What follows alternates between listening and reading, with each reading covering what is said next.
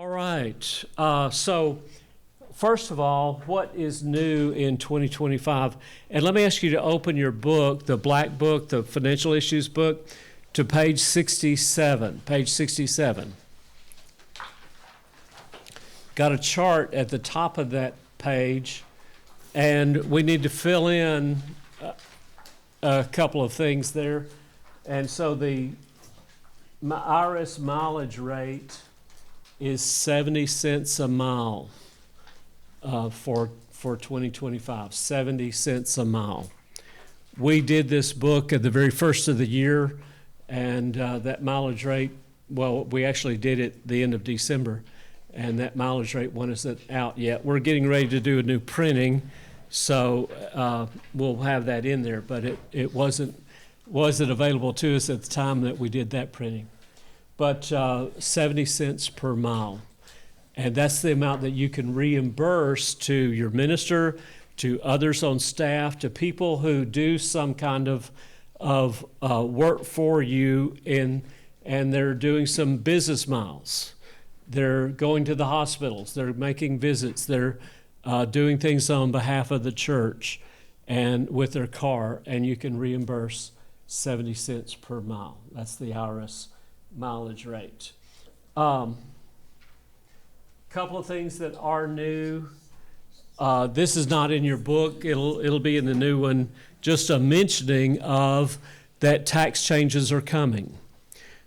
Our current tax system will expire at the end of 2025. And when it does, if Congress does nothing, we'll go back to the system we had before, which was 2017. Now, if you'll remember back to that, back then we had personal exemptions. You know, you had an exemption for each person in the family, and our standard deduction was about it was less than half of what it is now. Things of that nature were the old system. And the old system was a little bit more complicated. The new system is more, simple.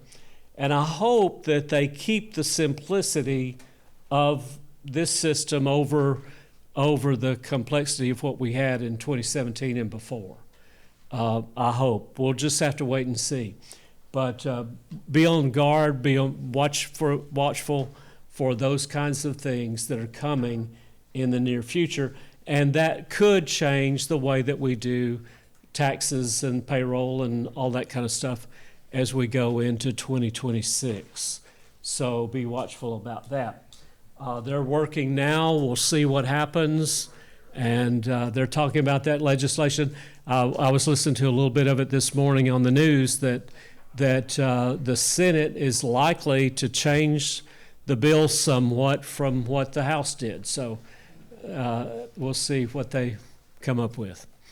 And it'll affect you. Now, what I'm hearing so far is that the tax cuts for working families, the tax cuts will likely be things like no tax on overtime pay, and maybe no tax on tips for those who receive tip income, things like that. But those two things don't affect us as a church, and so far I'm not hearing of anything that's really going to affect us much as a church. But we'll see. We'll see what happens. All right, that's about all we know right now. And it could change between today and tomorrow. And we'll just see. But hopefully this summer, by the end of July and those August events, hopefully we might be able to talk more about it. Now, I will tell you something about tax things. It does take a while. We hear the basics on the news. But hearing the detail, it takes a couple of months for that detail to all come out and us to know about it. So, for example, the prime example of that was Obamacare. When all that came about, it took several months to really know what that really meant. Now, these tax changes, I don't think it's going to be months, but it might be a month to 6 weeks or something like that before we really know what all is in the bill and some of the detail things that are there. Well, like, for example, the last tax thing that happened, it took a few weeks before we knew that moving expense was going to be taxable. And before we knew that the employee unreimbursed business expense had been eliminated. And so some things like that. So it might take a little bit of time. But watch for it. That's the main thing. All right. 2024, we had a huge change that came about, and it was that if you had, this is not ministers, it's not talking about ministers, but other people that if you had a person, well, let's see, now that's about independent contractor. Let me go on to that other one.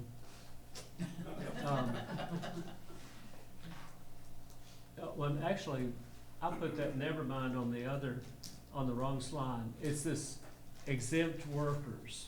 This is the one where I should have put never mind. For exempt workers, to be exempt, now when I say exempt, you're exempt from overtime, you're exempt from the Fair Labor Standards Act, you're exempt from those things. To be exempt, you've got to have a reason to be exempt, and you've got to make $684 per week. They were changing that, and it was going to be, by this time in 2025, it's going to be $1,200 and something a week. And that change was on course to happen, but it was overturned by a court in Texas. And so it's not going to happen, and we're at that $684. Do any of y'all have a daycare? Okay, so it could affect your daycare director. That if your daycare director, the daycare director, then I'm just using this as an example. There's a couple of examples in the church, but not many. But like your daycare director supervises other people, that's a reason to be exempt, and then must make $684 per week to be exempt, to remain exempt. And if they don't make that much, then they cease to be exempt, and they go back to basically being an hourly employee, and if they ever work overtime, you've got to pay overtime pay. But now, for ministers are always exempt. They're always exempt. And the Department of Labor looks at this a little bit differently than the IRS does. The IRS, to be a minister for IRS purposes, you've got to be ordained, basically ordained. But for the Department of Labor, it's job description. So here's how that differs in our churches. Let's say that you've got a youth minister, children's minister, somebody like that who's not ordained. And are they exempt? Yes, because they're a minister. Don't have to be ordained. Now, to meet the IRS definition, they would need to be ordained, but there, you get into the question of housing allowance and that they must pay their own self-employment tax and that kind of stuff. But Department of Labor and IRS are different on these two things. So a minister to children, youth minister, people like that, those are exempt workers. That means they take the kids to camp and you don't have to pay any overtime because they are exempt workers. Okay, does that make sense? Do you have any questions about that? And those, say your children's minister, your youth minister, they don't have to make the $684 per week. It's any amount. They might be part-time, they might make $300 a week, and they still are exempt. They're still exempt. They work tons of hours for VBS week, and you don't have to pay them any differently. Okay, any questions about that, about exempt and non-exempt, while we're on that subject? Yes, sir. What does that affect from the church side? You know, we've got a preschool children's person Okay, that's $26,000 to $27,000 a year. okay. According to that, and her job description clearly falls from the DOL. But from the Internal Revenue Service, as far as we're concerned, what effect does that have? Okay, so from the tax standpoint, the IRS, that person is treated like a regular employee.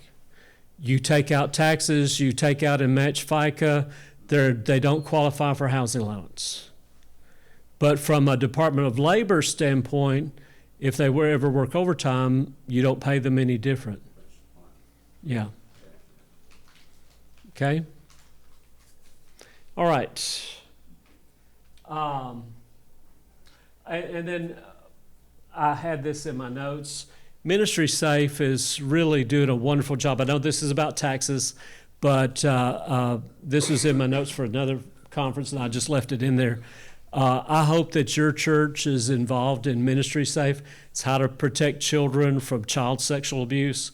And you can join Ministry Safe for $50 for your first year. And it's by going to ministrysafe.com/Alsbaum, ALSBOM. Now that Alsbaum, you think, what in the world is that? It's Alabama State Board of Missions is what that stands for, ALSBOM. And you'll see that on this, you'll see it on our website, things like that. All right? And that's kind of all that's new at this point. There's not a whole lot new at this time, but there will be, as I said, there will be coming up very soon. All right. Let's go to your book. And I'm actually going to go to the last page for just a second. Your last page is your resource page. And then we're going to come back to page 7 in a minute. But the last page is your resource page. You've got all the different numbers for State Board of Missions and my office, and you've even got my cell phone number right there. So I am retired and I work part-time, and I work a lot from home. When our grandson, well, I retired September of 2019. Our first grandson was born October 2019. COVID happened in February of 2020, and Lynette was keeping him, and because he was in daycare for about 2 weeks, then COVID happened, and Lynette's she's going up there to take care of him. And so in about a 2-week period, we made the decision to move to Huntsville. It was the fastest decision we ever made. And we're just really thankful because we really enjoy it. So I work mostly from home. And if you call the office and if I'm not here, then it will ring my cell phone. And so it's pretty transparent that way that you'll be able to get me. And if I'm not answering or something's happening, well, just leave a message and I'll get back with you. Oh, excuse me a second.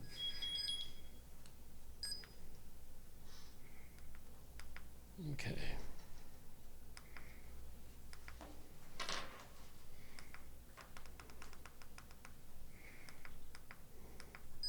I'm sorry.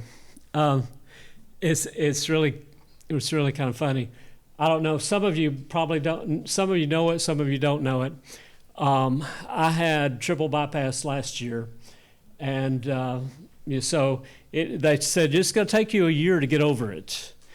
And I didn't believe them, but I believe them now. It's taken a while, but thinking about this thing, I'm a diabetic.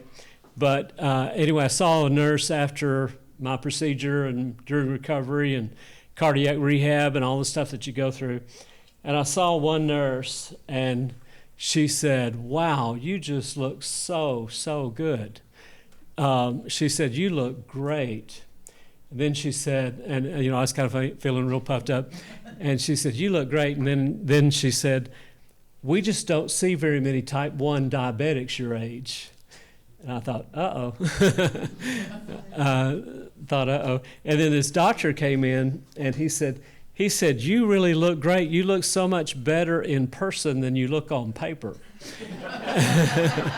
So I've had a lot of those uh-oh moments this year. But anyway, so we're in Huntsville. I'm part-time. You've got my cell phone number, and I do a lot of my work from home. But here you've got some other resources, church compensation services, and that website, alsbaum.org/CCS. And if you'll look at administrator guidelines, there's a lot of the different resources that some of them we're going to talk about today. Another good resource is Guidestone, and they even have financial resources that are really good on tax and things. And the compensation planning guide is excellent. We're going to look at it today. So you'll find that at guidestone.org/compensation planning. And then, let's see. I thought I had it on here about Richard Hammer, but I'll talk about him in a minute. All right, let's go to page 105. 105.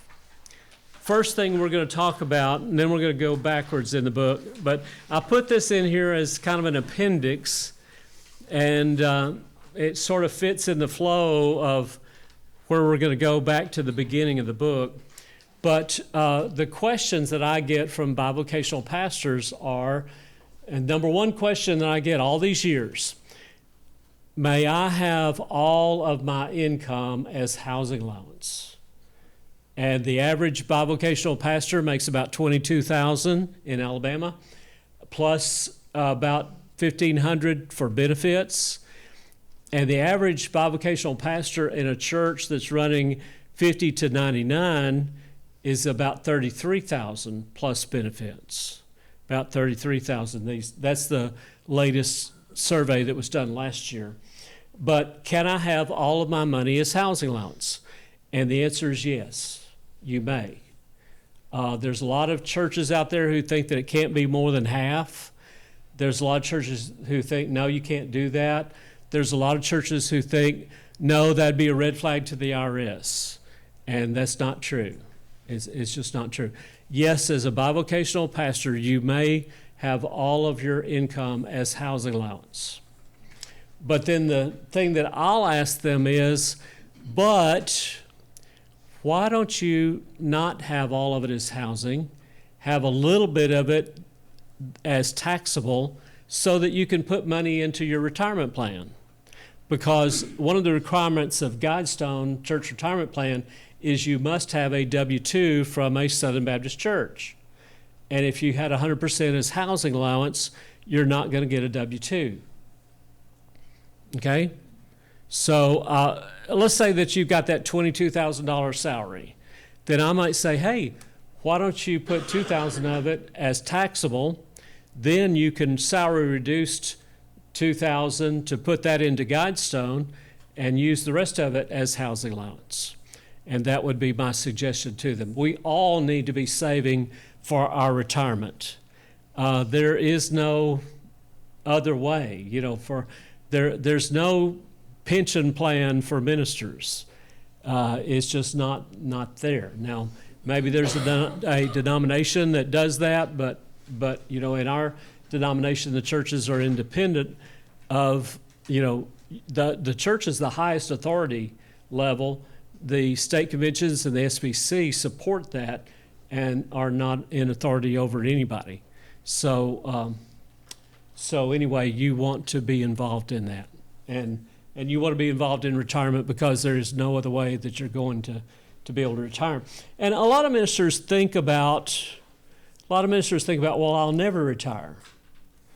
And, I thought about I would retire. I thought about I'll retire early. I dreamed about retiring, and yet here I am. I'm about to be 72, and I'm still working. But I love it. I love what I'm doing. I feel called to what I'm doing. But that's not really the issue. What if my health was bad? What if I'd not been able to work? What if I got to retirement age and I feel called to be a volunteer in the mission field, and I'm not going to get any money for that. So for many, many, many reasons, we all need to be saving for retirement. And I just put in that plug for Guidestone. And I never have worked for Guidestone. But if Guidestone goes under, I'm in trouble. All right, but should I have 100% as as housing allowance, and I would say, no, put some money into your retirement. And so then the next question, if 100% is housing allowance, do I need a W-2? No, you can get that on church letterhead. For 2024, you received $22,000, 100% of which was housing allowance. If I have some taxable income, okay, let's say I've got $22,000 that is all housing allowance, and at Christmas time they give me a $500 bonus. Now it's $22,500. That $500 is taxable and goes on the W-2, because what I asked for housing allowance was $22,000. And so if I have some taxable income, that's going to go on the W-2. We're going to see that. So we're going to see some examples of like a W-2 in a little bit. And then do I receive a W-2 or 1099? A minister serving a church as pastor, associate pastor, youth pastor, stuff like that, should never receive a 1099 from that church. Now, a minister who is, say, an evangelist, he doesn't work for your church. You would give him a 1099, but not a minister serving as pastor or associate pastor. So Yes, sir. what about your administrative assistant? They should not get a 1099. They should get a W-2. Okay.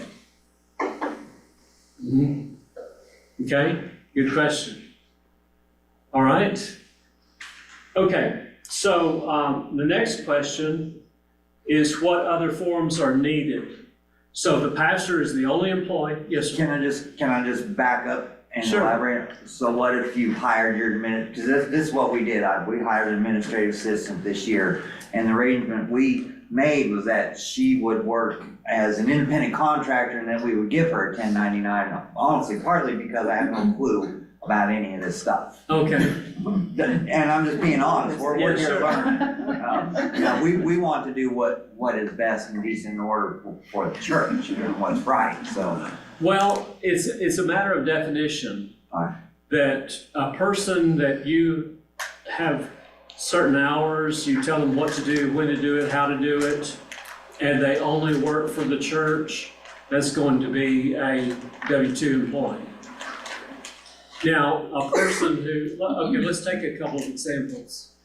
Let me ask you to hold off on that, because Okay, that's about 2 slides from now, absolutely, okay? yeah. But that's a good question, that's an important question. I work for my church part-time, and they were cutting tax out, and I asked them not to cut any tax out because I got them all back at the end of the year.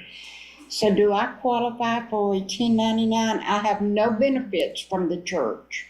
Okay, they should do a W-2, and they should be taking out FICA Okay, of you. so I have to pay FICA regardless. Right, as long as you're working. Okay, We had a lady in our church, I taught, this is my claim to fame at Heritage Baptist Church here in Montgomery. The Minister of Education asked me to teach a co-ed senior adult class. And I started it and I taught it for years. Well, eventually I taught the oldest senior adult ladies class. All the men died out. We had a lady who, she was still coming to the church at 100 years of age. And she passed away at 101. And she worked until she was like 99 or 95 or something like that. And she was still paying FICA. my pastor is a bivocational pastor, and he recently asked me not to take taxes out of his salary part. He gets a car expense or housing expense, which we don't take taxes out Okay. of. But he asked me not to take taxes out of his salary and just to give him a 1099 form. I can't do that. 1099 is incorrect. Okay. Yeah. So he would have to pay FICA. Not on the pastor. Not on the pastor, okay, Not so on the he can have the 1099. No, No. he gets a W-2, but He- no FICA, no tax. The He's exempt. pastor gets one or the other, either 100% is housing, and if 100% is housing, then he gets a letterhead, on the church Okay. letterhead, of what you received $22,000, 100% of which was housing Okay. allowance. So it would, okay, And then if he's got some taxable income, any taxable income in addition to that, then he needs a W-2. okay, Okay, and a pastor of a church should not receive a 1099. Pastor, associate, those that you give a 1099 to would be like an evangelist, because he's not working for your church. He's coming in to do revival or something like that for a week. All right? okay. So the missionaries, Yeah, like if we support missionaries, is there a dollar amount? And from what I understand, it's $600. You give 600, that's like the threshold, is that accurate? yes. If you support a missionary, yeah. That would be a 1099, most likely. Now, we could control that mission, if we're gonna do our own support of a missionary, and, the other way is for that to be through IMB or or NAM. But if we support a missionary and we're sending them money, then we do need to do a 1099, unless you're gonna control their work a lot, like tell them what to do, when to do it, how to do it, and when to show up for the office and stuff like that, then it'd be a W-2. But the way that we typically support a missionary is most likely gonna be a 1099. All right? So what forms are needed? If the pastor receives only housing, then no IRS forms are needed, and he's the only employee. If the pastor receives money in addition to housing, then he needs a W-2, and you would do a W-3 and A-3. Those two forms are summary forms for to summarize all of your W-2s. You're summarizing one W-2. It's real easy to do a W-3 and A-3. W-3 is for federal, A-3 is for state of Alabama. And that's what those are for. But if the pastor is the only employee and he does have income other than housing, then that's all that you need to do is do the W-2, W-3, and A-3. Now, if there's other employees, then we've got to do a quarterly 941. We've got to take out at least FICA on those employees because they're not ministers. We've got to take out at least FICA, and we've got to do a 941 each quarter. And then when it comes to tax time, we've got to do that W-3 and A-3 and W-2. Okay? So what forms do we need? And that's going to be a big question for the small church. We're going to talk a little bit about those forms in a little bit. All right. So, a couple of things that are weird about churches. One is that a minister has a dual tax status. We're going to say that several times today. A minister, an ordained minister, has a dual tax status. They are an employee for federal purposes. They're self-employed for Social Security purposes. So what that means is they qualify for housing allowance. Second, it means that you don't have to take out taxes on them. They can do their own taxes. Third, it means they must pay their own self-employment tax. And the self-employment tax is their tax for Social Security. Okay? That's what that means. All right. Everybody okay so far? Okay, I think we're going to go a little bit further, and I think some of this will become a little bit more clear. So overview of the process, page 7. We're going back to page 7. And you'll see the overview. If we're going to pay somebody, if we're going to pay anybody, we first determine, overview of the process, page 7, determine which workers are employees and which workers are contract workers. We'll talk about that in a minute. Determine which are ministers and which ones are not ministers. Talk about that in a minute. And then among the employees, determine which ones are exempt. And that's meaning exempt from overtime. And like we said, your ministers are always exempt no matter what they make. No matter what they make. All right.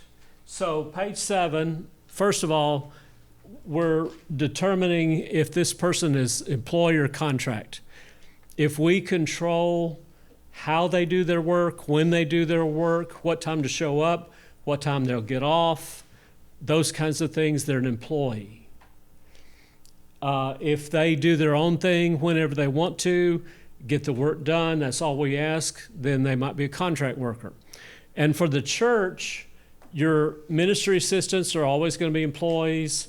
Your other ministers who are not, your ordained ministers and your non-ordained ministers, they're all going to be employees when they serve the church, like pastor, associate pastor, youth minister, children's minister, things like that. They're employees. Where we commonly have a difference is how do you get the grass cut? If you pay somebody to cut the grass, that's typically going to be a contract. What about worship leaders? Worship leader is going to be an employee. Yes, ma'am.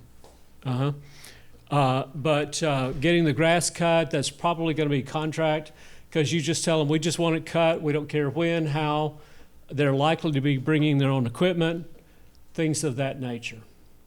And then how you get the church clean. That could be contract, it could be employee. It could go either way. If you're telling them, hey, we just want it clean by Sunday, we don't care when you do it. You can come at midnight if you want to. Here's the keys to the church to come at midnight. And if we're doing that, that's contract. But if we're going to say, hey, we want you to be here from 8 till noon, 5 days a week, and we want you to clean this room and set up these tables because we've got a meeting going on here later today. You know, if we're telling them exactly what to do, when to do it, how to do it, then that's going to be an employee. Okay, do y'all have any question about a specific person at your church and whether they're an employee or not? I guess I do. Okay. What I do is maybe I give her an assignment, but she can do it whenever she's available to do it.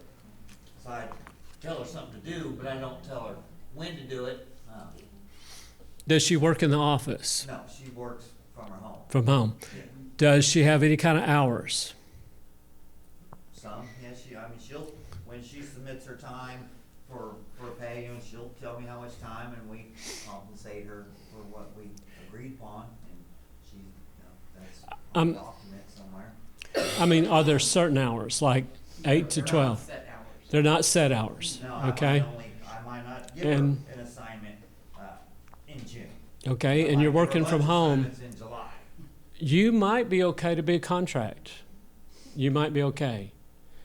Now, if, let's say that things change and you work in the office, answer the phones, you're there from 8 to 4, you have, you know, this kind of more structure, then you would be an employee.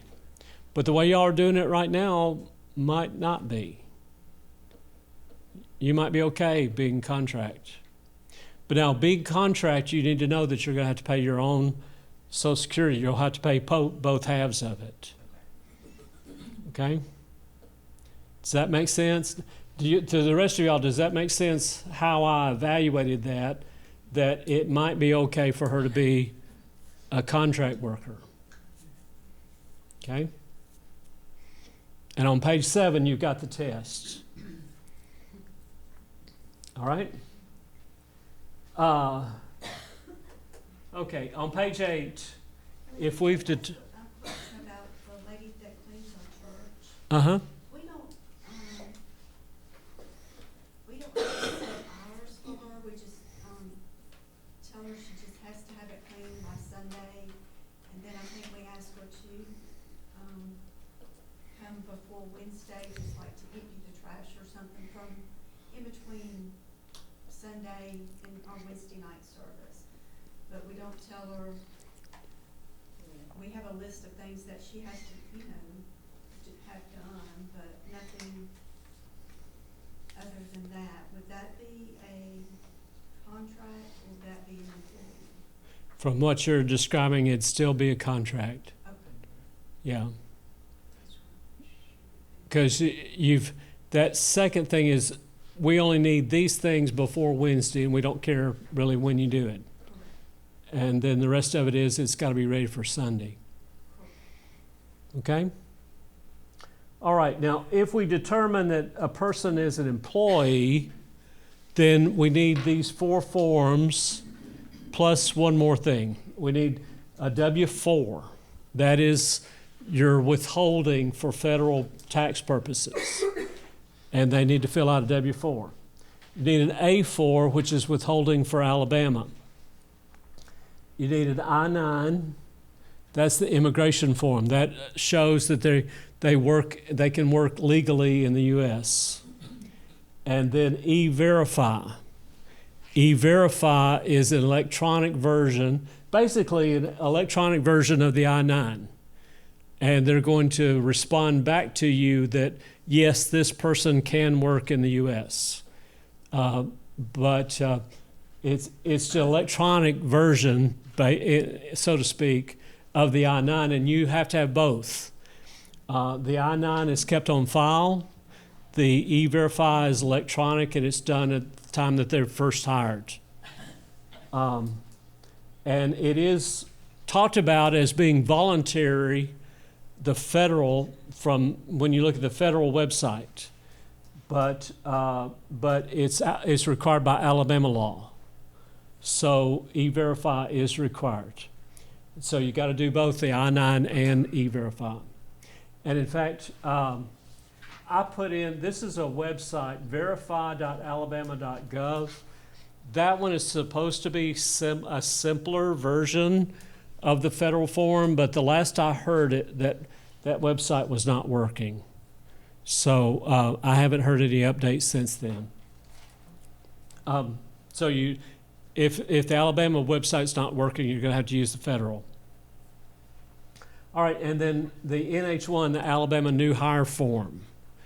That just lets Alabama know that a person is working. If they have been on some kind of benefits like unemployment, they would come off of unemployment. It's also how they track deadbeat dads and things like that for child support. So that's what the NH1 is for. But you've got to do all 5 of those, and they're required even on, say, a new pastor. You know, he's still an employee of your church. But if you've never done these before, don't do the last 2. Just do those on brand new employees. But you would do the first, if you've never done it before, you'd do the first 3. All right? That's on page 8. Okay, everybody okay? Y'all got really quiet really fast. I have a question. Sure. That's for employees only, right? Not Right, contract. not contract workers. Yeah, that's a good question. And that is correct. Then we've got to determine, are they exempt or not exempt? And we've talked through that. Your ministers are always exempt.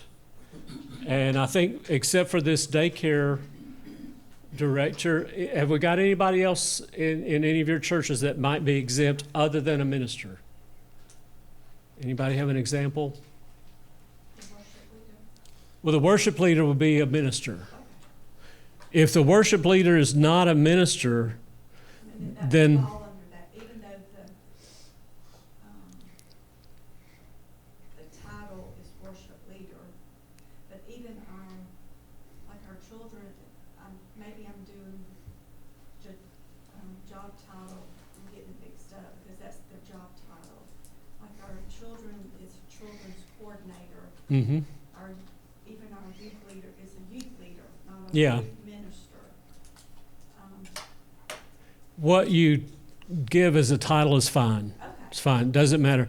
But what does matter is the job description. So the youth leader, does the youth leader lead the youth towards Jesus? Do they do Bible studies?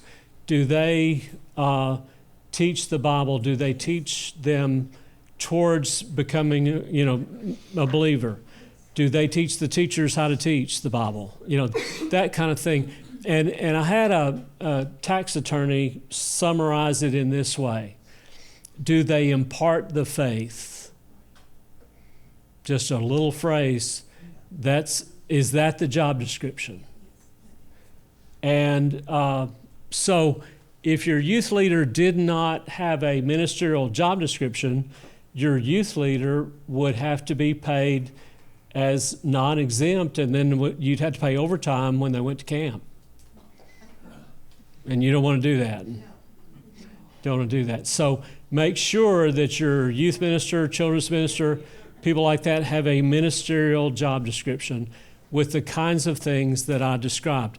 Now, they're still going to have fun with the kids. They're going to do activities. They're going to do all that other stuff. But that's the essence of their job description is ministerial. Did somebody have a question? Yeah, I think you just answered it. I just want to be clear. So when you say that the ministers are exempt, you mean that they are actually exempt from being paid overtime? Right. That the church is not obligated to pay overtime pay? Exactly. Because they worked 150 hours camp week. I Yeah. just want to make sure that's what you're saying. Right. That is actually exempt from receiving double time and a half. Okay. Well, what's required is just time and a half. Right. Yes. Yeah. Yeah, that is being extreme Yeah. now.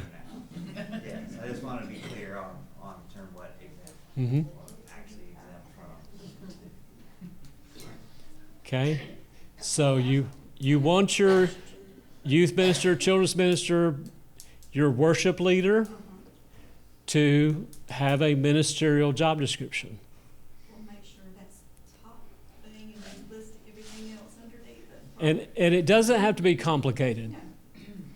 I work Sure. part-time as the secretary and the church clerk. When I filled out my taxes, through the state of Alabama, I was reading in there, and it says after you reach the age of 78, you do not have to pay any more taxes. Is that true or not? Is that talking about Alabama? Yes, it was Alabama. Because Okay. I was wondering, because I switched from having taxes taken out of my check to just like a 1099. I'm not aware of that. Now, I know it's not true for federal. No. It's not. My You never- Sunday you school never member, get through paying. yeah, my Sunday school member who is 95 and still working, she's still paying federal income tax. This was for state. I've not heard that, but now here's what happens. There's a whole bunch of people who think that you hit this magical age and you don't pay taxes anymore. And that's very, very common thought. But what it is true to some people, and it's because of this. They're no longer working. They don't have a lot of income. So, for example, a married couple can make, the standard deduction for a married couple is $30,000 a year. Plus, a couple, when they're over age 65, they get an additional standard deduction for being over 65. I think it's $1,600 apiece or something like that. So anyway, you can make about $34,000 as a married couple without paying a dime in taxes. That's possible. Now, it's also possible for a married couple to have more sources of income and end up paying federal tax. Another tax, so a lot of people end up older, 70s and so forth, and they're not paying any taxes. because they don't owe any taxes, because they don't make enough to pay taxes. Now, the other thing that happens is our FICA, our Social Security tax, you only pay that tax on money from working. Money from working. So someday I won't work anymore. And I'll only have my Social Security income and my retirement from Guidestone. And when I get to that point, I won't pay Social Security taxes anymore because I won't be working. So when people stop working, they're not going to pay those Social Security taxes. So a lot of people, when they get in their 70s and stuff like that, a lot of people aren't paying taxes anymore, and there's this thought out there that you reach a magical age and you don't, but it's not an age. It's based on how much income you have. Now, as far as that about Alabama, I've not heard that, but I'm not sure. And it may fall under that, It might just be that they don't make enough. they don't make as much. Yeah. Okay? All right. So are you exempt or non-exempt? And ministers are exempt workers no matter how much they make or how little they make. I think we've pretty well covered that. If you have a non-exempt worker and they work overtime, you've got to pay time and a half. You don't have a choice in that. And it's based on a work week. So let's say that your work week ends on Friday, and on Friday your ministry assistant, the copier messed up, everything messed up, all the equipment messed up, and they're working late to get the bulletin out for Sunday. And that put them at 42 hours. And that was the end of the work week. Well, you got to pay 2 hours of overtime. You can't say take 2 hours off on Monday. Can't say that. Now, you can determine what is your work week. What's the definition of your work week? And if that's a possibility to happen, well, maybe you might want to end your work week on Wednesday. That way, if that same thing happens on a Friday, you could say, take 2 hours off on Monday, and you won't have any overtime. Okay? But if overtime happens, we are required by law to pay it. You don't have the choice to not pay it when it's a non-exempt worker. Okay.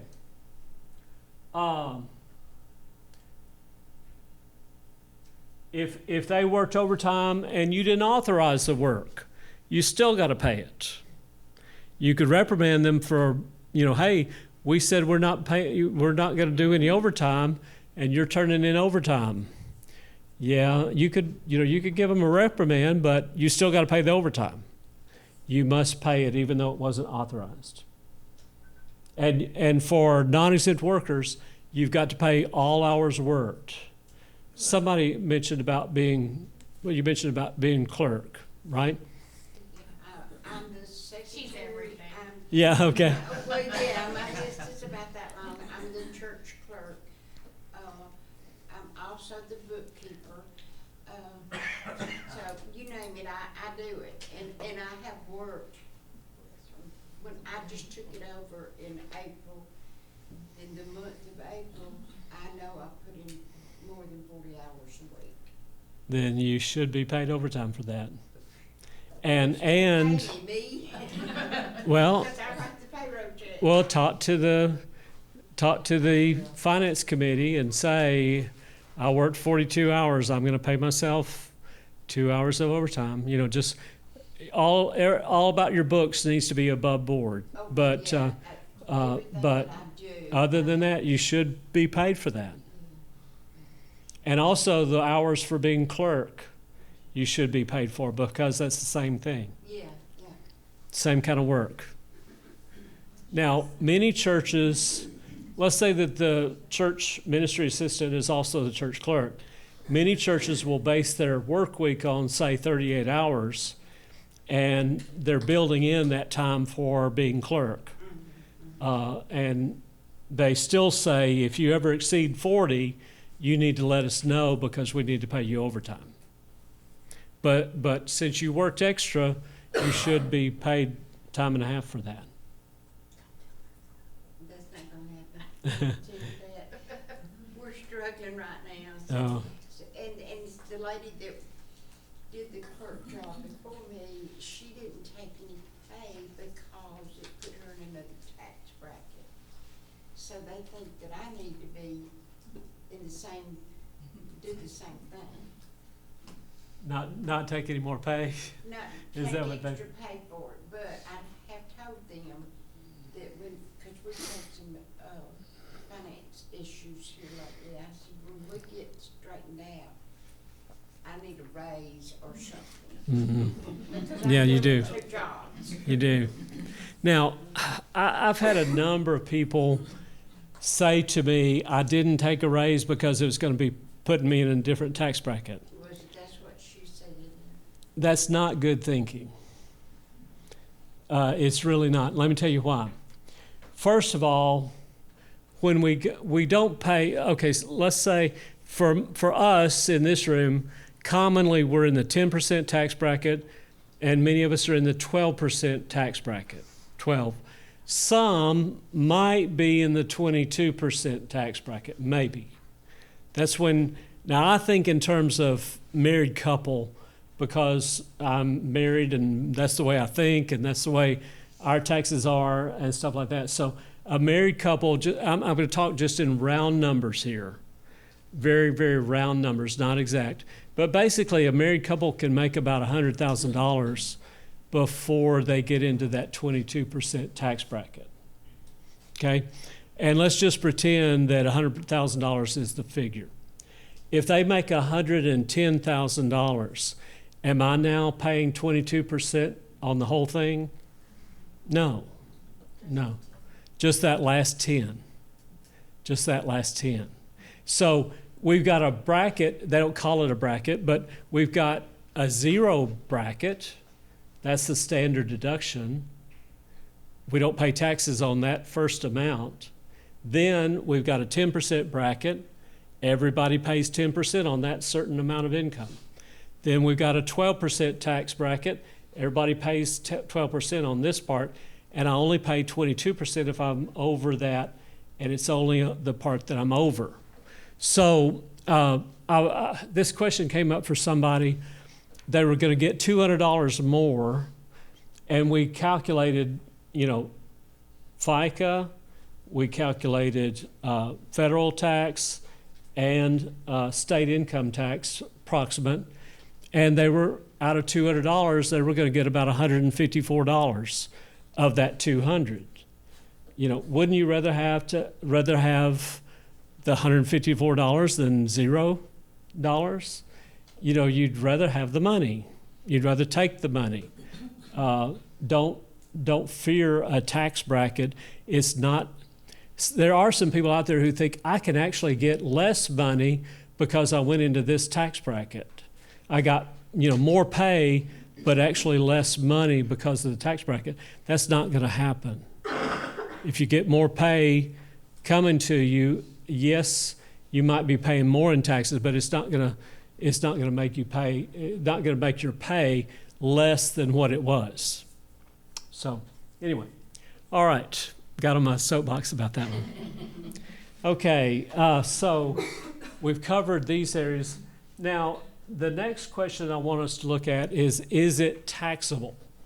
And so on page 16, I think it is, there's a chart that talks about medical insurance and tax. Is that the right page?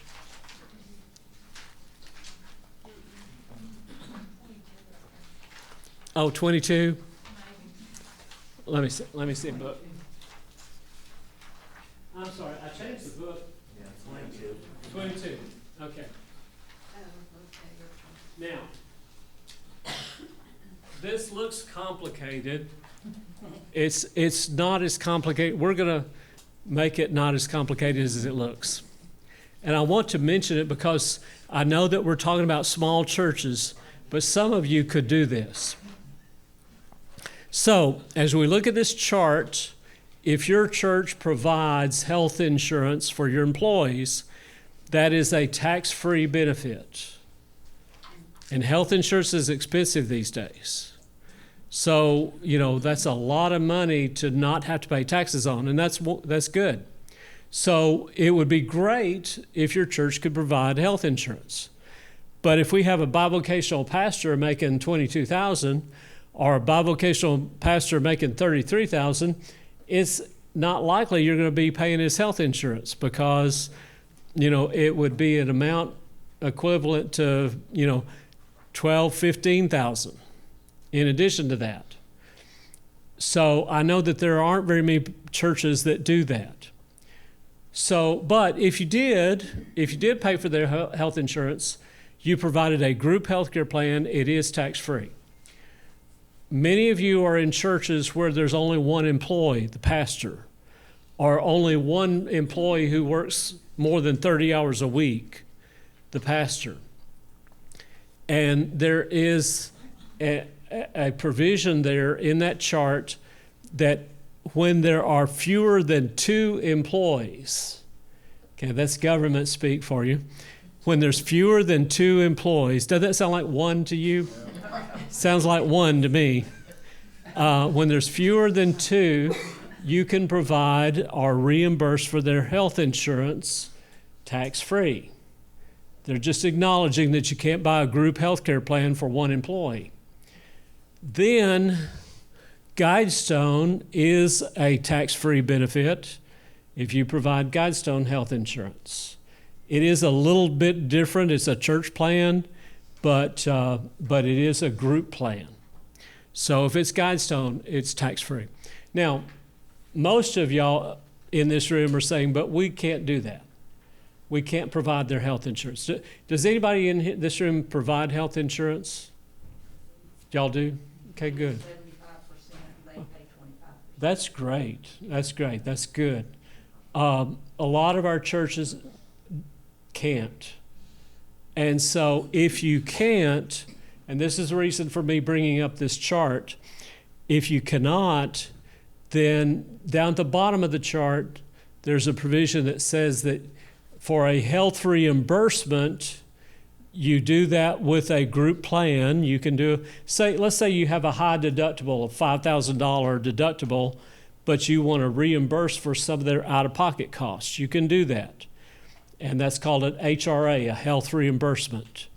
But then another thing you can do is there's 2 new health reimbursements that have come about in the last 5 years, 7 years. One of them is called the Qualified Small Employer HRA, health reimbursement. That's that QSC HRA. It's in your chart there. And the other one is called an Individual Coverage HRA, ICHRA. Those 2 are mentioned there. There's a reference to, later on in the book, I've got a tiny bit of explanation. That's really not enough explanation, but it gives you an idea. So you can reimburse for their health insurance.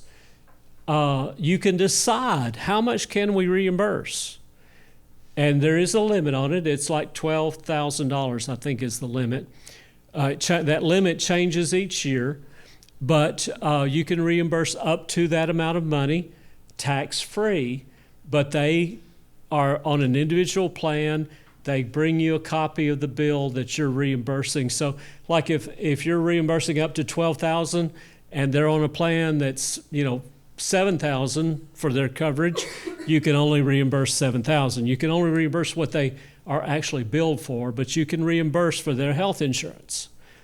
And that's a way to do it. You have to have a written plan. You have to do it fairly for everybody who works 30 hours a week or more in your church, and it can't be from salary reduction.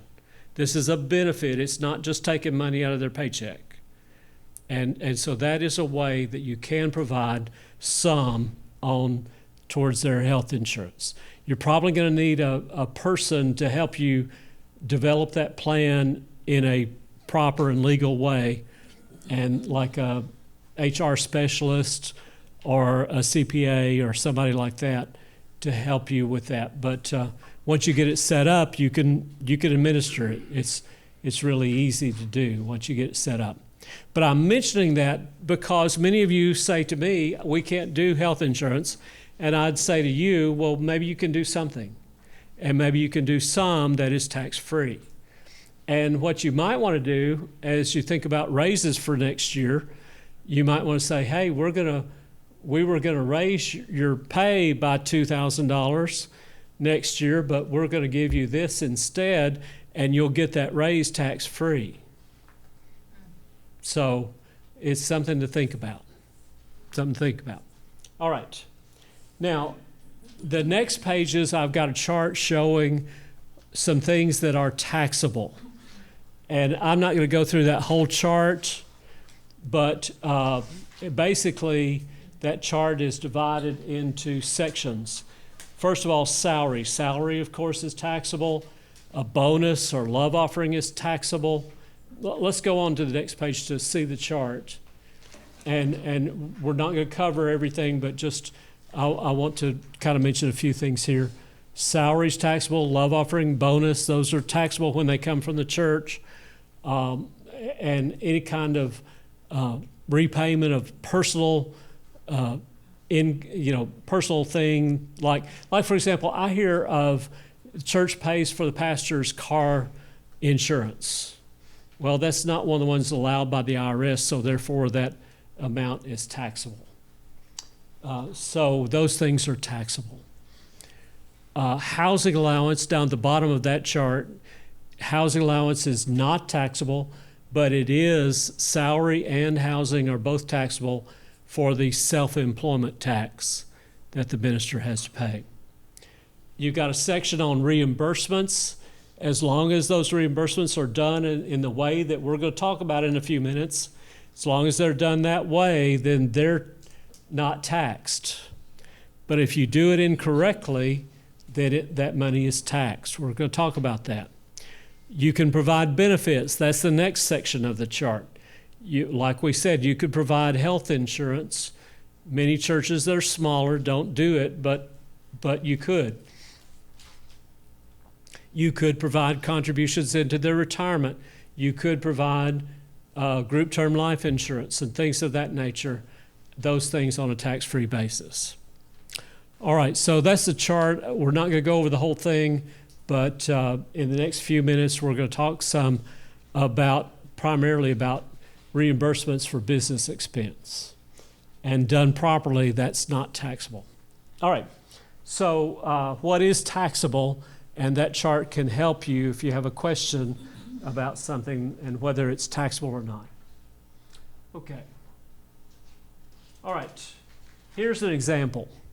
And one of these examples is in your book, The Pastor, but the ministry assistant is not in the book because the ministry assistant is just like anybody else in any other job. It is the way that taxes are done. So Mary Smith is the ministry assistant. Part-time, makes $12,000. In addition, the church contributes $1,000 into her retirement.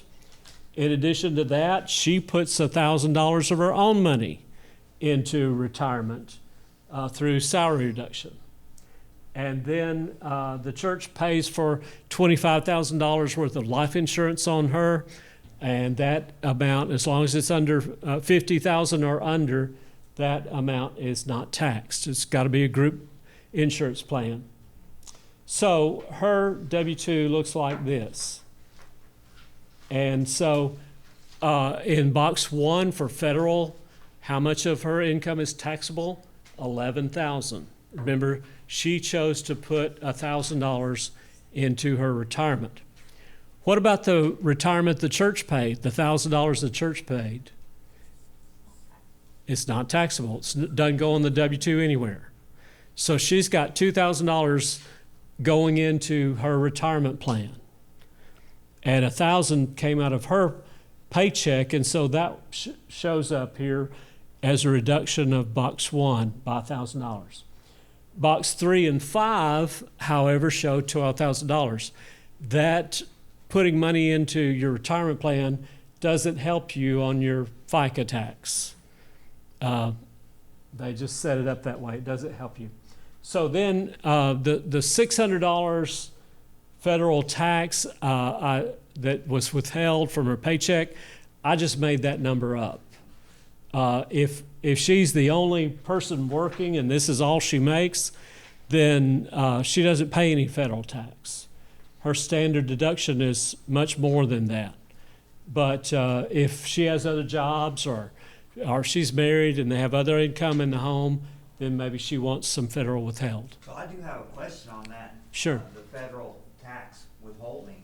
Uh-huh. Okay, I know it's all changed now, even like with my secular job that I have, okay, I don't make enough, so I don't have. But if I want them, I have to request that, right? I You need to go can. to my employer and say, I would like X amount of dollars Mhm. at each check. You can. I have to request that. You can.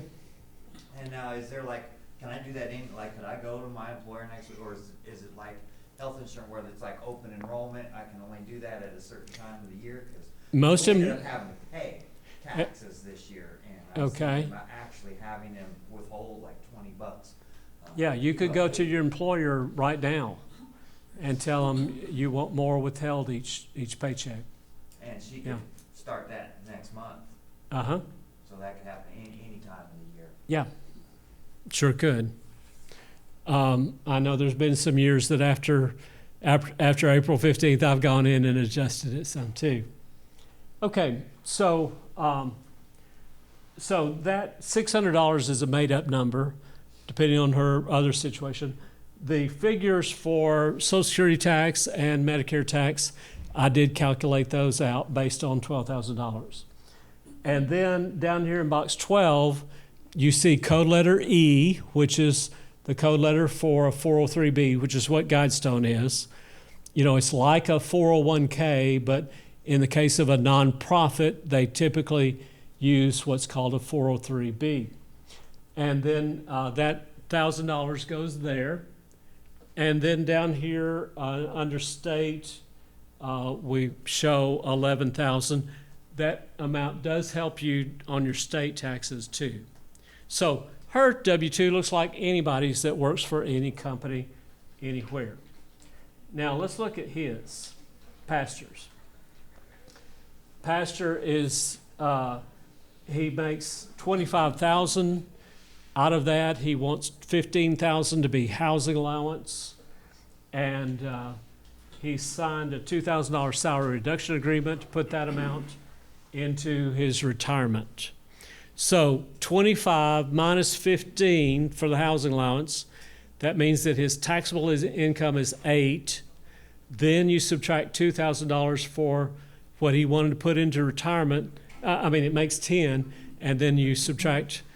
Is that You know- new math? Well, yeah, my wife always says that I have a head full of useless knowledge, and usually I'm good at math, and so what that means is that that I forget a lot of things, but I don't forget our anniversary, because yeah, smart man. So anyway, all right, $25,000 minus 15 is 10. I got that right. Minus the 2 that he's putting into retirement, that leaves 8. So 8 is what's going to be his ultimate taxable income. And then the church does provide some group term life insurance. It's in the amount of $50,000, which is not taxable. And so that does not show up on the W-2. So here's what his W-2 looks like. We put $8,000 in box 1. That's his taxable income for federal. Then the $15,000, the amount for housing allowance, where does it go? It can go in box 14. I put it in red because you don't have to. And we have typically advised don't put it because it just complicates the W-2. Now the pastor needs to calculate the taxes the same way, And we do suggest that if you don't put it in box 14, that you put it in form of church letterhead. You know, for 2024, you received $15,000 in housing allowance in addition to your W-2 income. But you may, and that's the way that's the IRS language, you may put housing allowance in box 14. You may, you're not required to. So $8,000 up there, $2,000 here, $15,000 here, labeled housing allowance, and you add all that up, and that equals the $25,000 that we started with. Okay, that's what the W-2 looks like. Yes, sir. So here's just me and my wife's biggest personal challenge when we go to try to file our taxes, and we've been, it's been a problem for a long time. So when she tries to do it on TurboTax, because we try to avoid having to pay, you know, somebody $300, and the only hangup we ever have is that TurboTax still, you can't put that letterhead somewhere. And so TurboTax can't finish our taxes. She finally figured this out, I believe, this year, after spending an hour on the phone with the helper person, how to put that somewhere that TurboTax acknowledged that we had this money, even though we don't have to pay taxes, because you can't You're gonna submit the pay- letterhead anywhere in TurboTax. Well, TurboTax doesn't ask about box 14 either. But, one thing TurboTax does, if you scroll, you're putting it in the W-2, scroll on down, keep scrolling, and it'll say, is any of this income from being a minister? And you check that box, yes. Then it brings up the questions And that's about what housing she allowance. does, and then it's like TurboTax doesn't know what to do, and we're just at the place where we think probably this year, we're just gonna hire somebody, cause what she figured out this year might not work next year, and then we're just gonna be at the same place we were and we've been, and it'd just be easier just to pay somebody who actually understands the ministerial aspect that TurboTax just gets lost, it doesn't know what to do with. Yeah, it will work. And since you've done it once, you're likely to be able to do it next year. Well, I think so. She's done it like 3 times, and this year she Finally got but it, she okay. still had to pay the $100 to your little assistant person. on Oh, okay. TurboTax. Okay. Yeah. Anyway, this is what the W-2 should look like. Now, for a minister. Do y'all have any questions about this? Now, let me say one thing that's very important. Notice that boxes 3, 4, 5, and 6 are blank on an ordained minister. That ordained minister, you cannot do FICA on them. So 3, 4, 5, and 6 are blank. They've got to pay their own self-employment tax. So the minister is going to pay federal on the $8,000, but is going to pay self-employment tax on 8 plus 15 is 23. Not going to pay it on the 25, but on 23. See how that works? You pay self-employment tax on salary and housing. Okay, I got a question on that. sure. If the minister elects to have additional funds withheld for taxes, Mhm. specified, where does that show up? It shows up, great question, I'm glad you asked that. All right, so let's just do a round numbers thing. Let's say that he's, let's say he's single. Let's say this minister's single. Am I gonna pay any, and this is the only income I've got. Am I gonna pay any federal tax? No, because the standard deduction for a single is $15,000 and I've just got 8. But I'm gonna pay SE tax on 23. And so what I'm going to end up doing is taking here. This is round numbers. I'm not doing exact, but it's basically 15% of 23,000, and that's going to be about 3,800, somewhere in there. That I'm going to pay the SE tax on, and we're going to look at that in just a minute about the minister estimate of tax. Yeah. Okay? But this is what the W-2 looks like. 3, 4, 5, and 6 are always blank.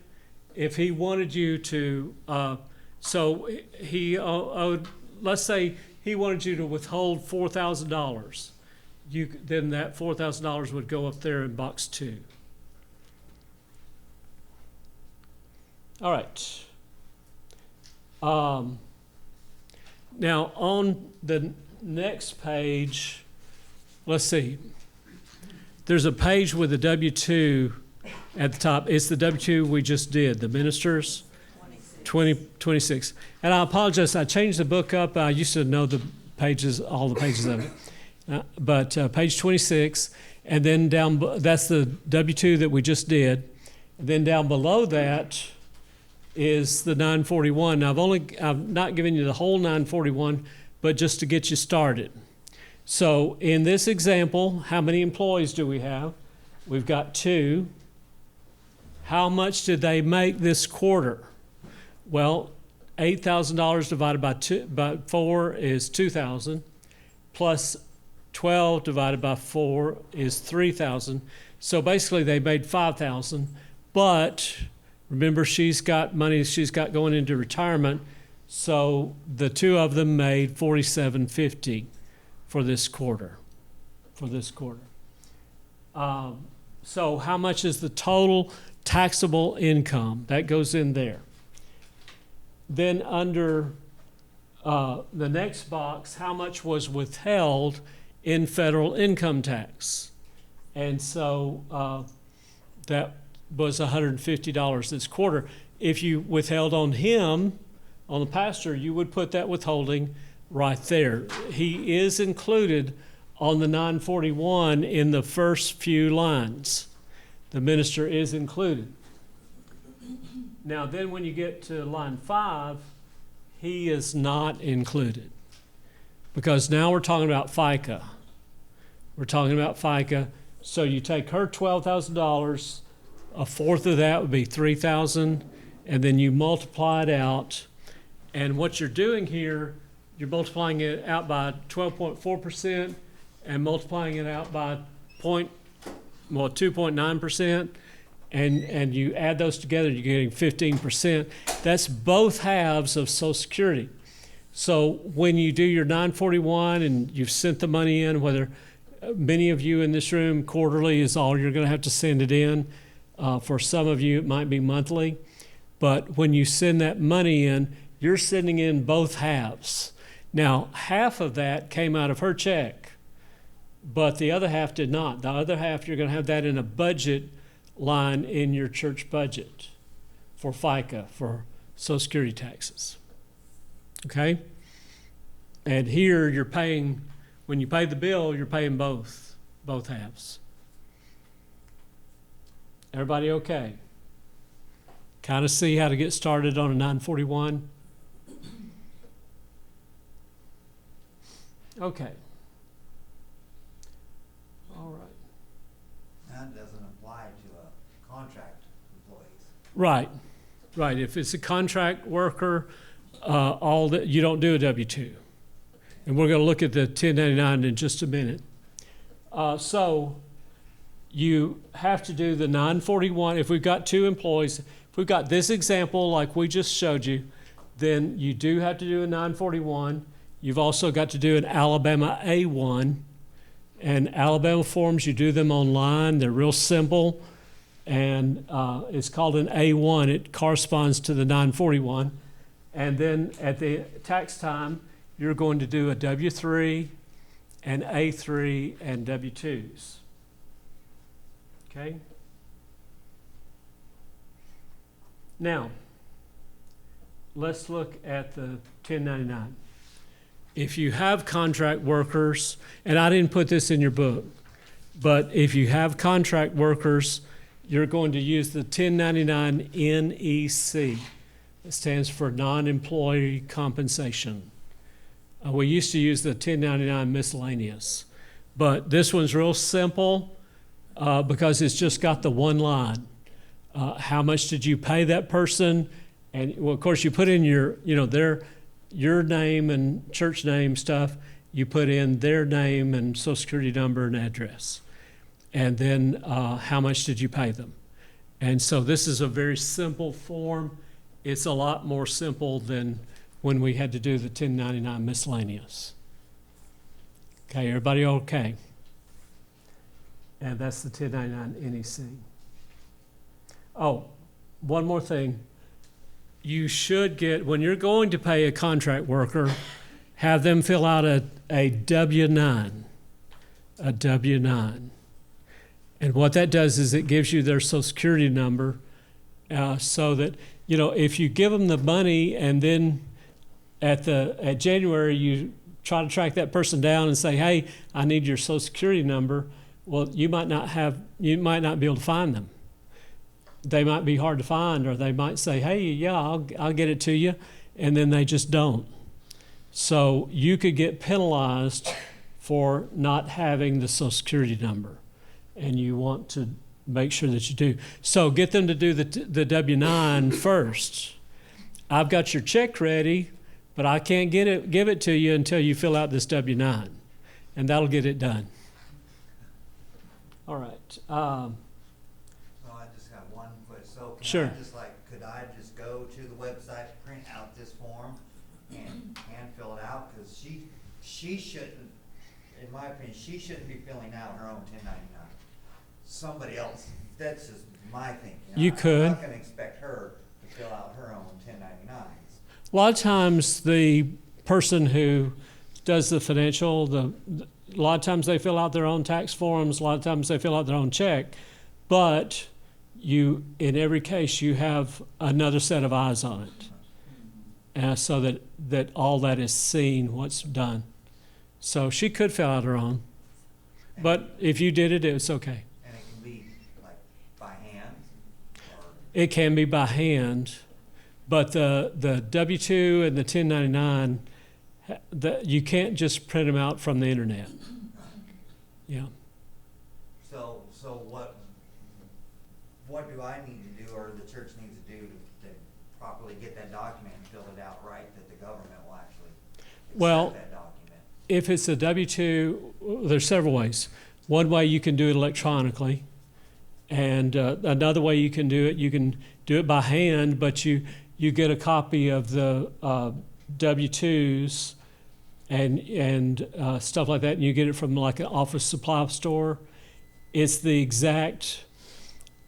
IRS is very particular about the sizes of the fonts and the this, that, and the other, and what their machines can read. So that's why they have us have it done on something. You can't just print it out off the internet. But you can buy it at an office supply store. You might just have so few that you can go to another business and say, hey, can I borrow some 1099s and W-2s from you? That sort of thing. All right, we're going to stop here after we're going to take a 5-minute break, and then after that we're going to talk about withholding. We're going to talk about minister's estimate of tax, and that's what we're going to do right after the break. Let's take a 5-minute break.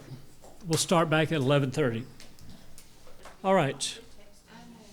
So first of all, I've produced this sheet, Minister Estimate of Taxes, and I wanted it to fit on one page. Wanted it to be simple. To get it to fit on one page and to make it simple, I've got 2 mistakes. And for a math guy, that bothers you a little bit, but it's okay. I'll live over it. So here's how you do your taxes, and here's how your pastor can estimate his taxes. Let's say that your pastor's full-time and makes $50,000 and is married. We'll just use that as our example. Full-time, married, and $50,000. And let's say he wants $10,000 to be housing allowance. So 50 minus 10 is 40. 40 is going to be the amount for his taxable income, right? So you would put that 40 there in that first box. And then you come on down, and also any bonus or anything like that. Then you come on down, and 40 times 12%. 4 times 12 is 48. So that would, his federal tax, well, wait a minute, we got to do something first. First of all, you subtract the standard deduction, 40 minus 30, for a married couple, 30, is 10. 10 times 12 is $10,000, that'd be $1,200, right? And actually, I just happen to know it, it's actually in the 10% bracket. That's one of the mistakes I made, is I skipped the 10% bracket, I went on to the 12. And the reason that I did that is that, first of all, most of us are gonna fit in the 12% bracket, and I just figured that 10 and 12 are not that much different. And so it's gonna estimate just a tiny bit high. So we're estimating his tax at $1,200 for federal. Actually, it's $1,000, so we're $200 off. See how that works? I skipped the 10 on purpose to make the form simple. So $1,200 would go there. Then, do they have any children under age 17? And if so, you subtract the child's tax credit of $2,000. And that is a refundable tax credit. So let's say they did have a child under 17. We said that his tax was $1,200. Well, let's just go to the real number, $1,000, and you get a $2,000 refund. So he's going to actually get $1,000 back because it's refundable, meaning you're going to get it back even if it goes below zero. So then we come down and we're going to calculate the SE tax. That's the self-employment tax. So this is going to be on the full 50,000 times, and this calculation I did exact. It's not, an estimate. It's not something that I did that makes it close. It's exact. $50,000 times 0.9235%. What that means is you don't pay the tax on the entire amount. You pay it on 92% of the amount. Then times 0.153, 15.3%. And so basically $50,000 times 15% would be $7,500.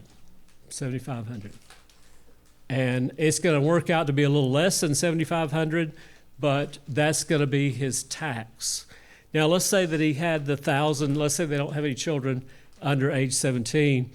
He's got 1,000 federal plus 7,500 SE tax. His grand total tax will be 80, let's see, we said 8,500. See how I did that?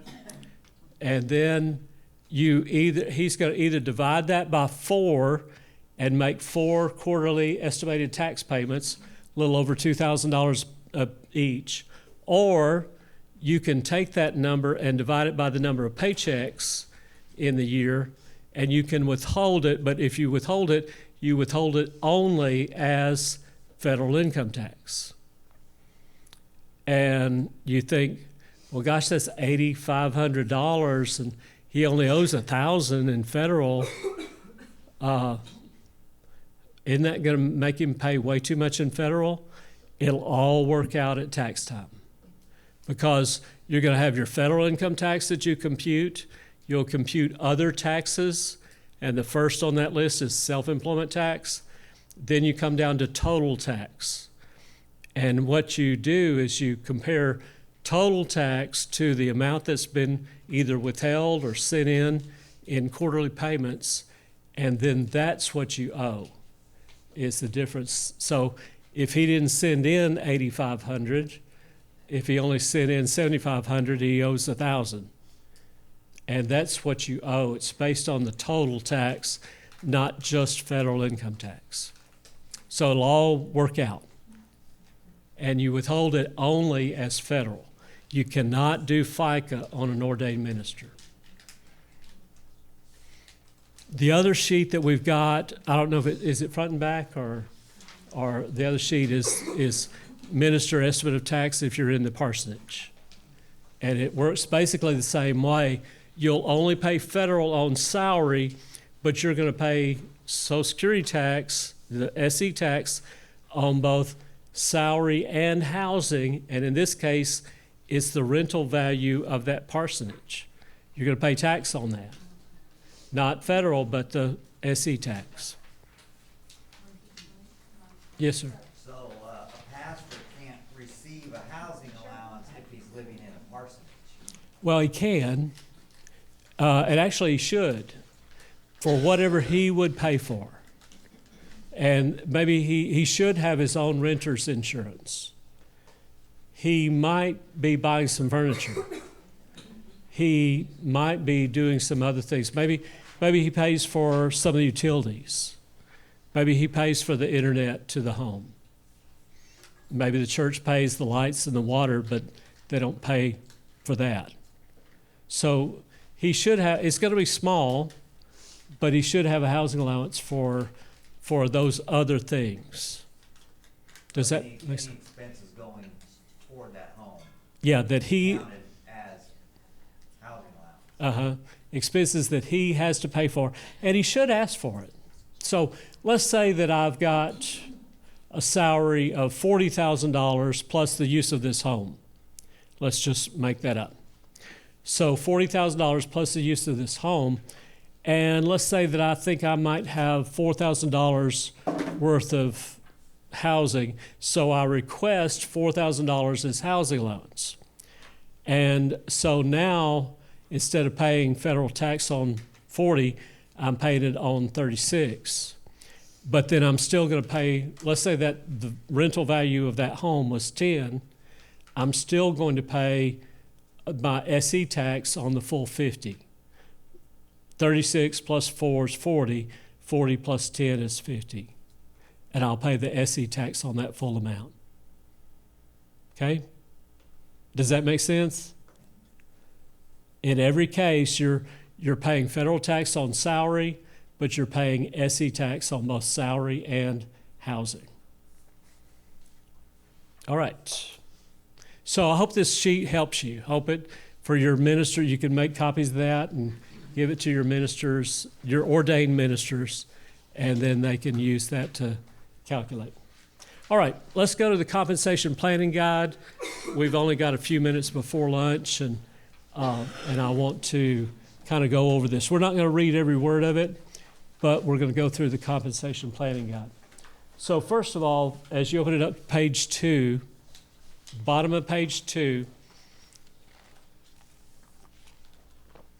tells us about these ministers. So up at the top of the page, talks about why is this important. It's important because this honors God's word. You know, God's word says don't muzzle the ox while treading the grain. And then it says, and likewise, pay those who preach and teach the gospel. And so we want to do compensation well. We want to do it right. We want to do it in a way that's understandable. And we want to do it in a way that he pays the least amount of tax possible. And so that's what this book is based on.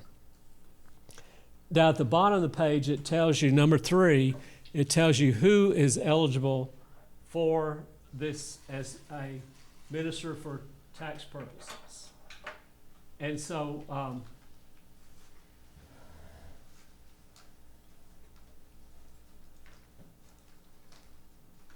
it's the person who is ordained, licensed, or commissioned, and in this case, ordained. If they're licensed, they must be able to do essentially everything the ordained minister can do. But essentially ordained plus do the functions of ministry. Lead worship, lead the ordinances, considered to be a religious leader by your church, and administers the organization. So they've got to, and they have to be credentialed. They have to be ordained or licensed. And so that would be the person. So what difference does that make? It means that they qualify for a housing allowance. It means that they must pay their own self-employment tax. It means that you can't do FICA on an ordained minister. and so forth. Any question about who qualifies? Now, this is IRS qualification. Remember, there's a difference. IRS is ordination, and Department of Labor is just job description. But IRS is both, being ordained plus these other things. So ministers for tax purposes have a dual tax status. They're an employee for federal purposes. They're self-employed for Social Security purposes. And you and I have heard people say, oh, our pastor's self-employed. Well, he really isn't. He's really not self-employed. He's really an employee of your church. He's just self-employed for Social Security, and just that. Okay, they have a dual tax status. So step one on the next page is just a worksheet for you to determine financial needs. Then we're going to skip that. You can go through that. Step two is that how you do these things, put it in writing. Have a written policy about how you do it. Have written policies about reimbursing for business expenses. Have written policies about compensation and how you do housing allowance. Have written policies about other things and things like sick leave and vacation and things of that nature. But have this written. Doesn't have to be but a couple of pages, 3 or 4 pages. It should not be more than 10 pages. That's just too much. But you should write it down. And then succeeding finance committees and personnel committees and things like that, they'll follow what you have done in the past. And you won't go one system one time and then the next time you got a different committee and a totally different system of doing it.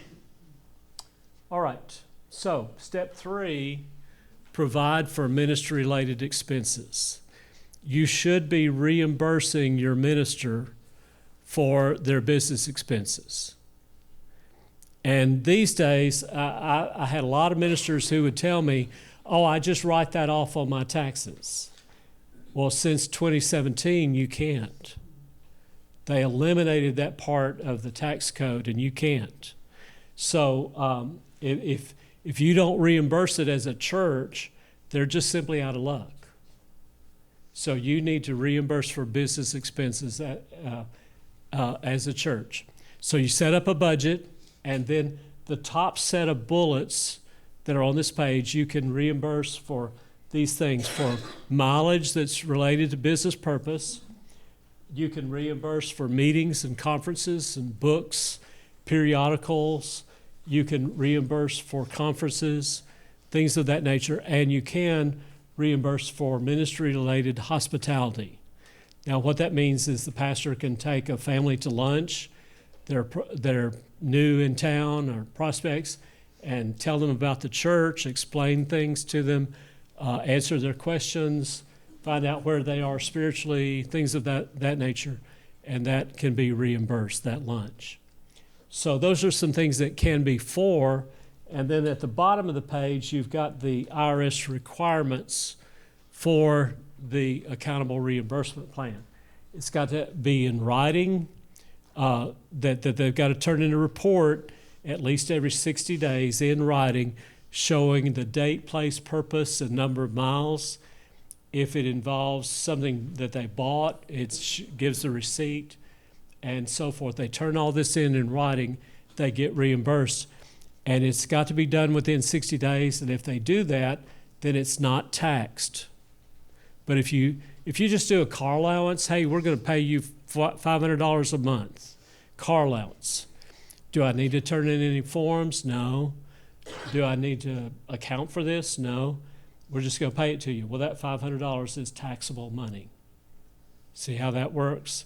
But if you account for it and everything you're reimbursed is for business expense, then it's not taxed. And so you'll want to do this.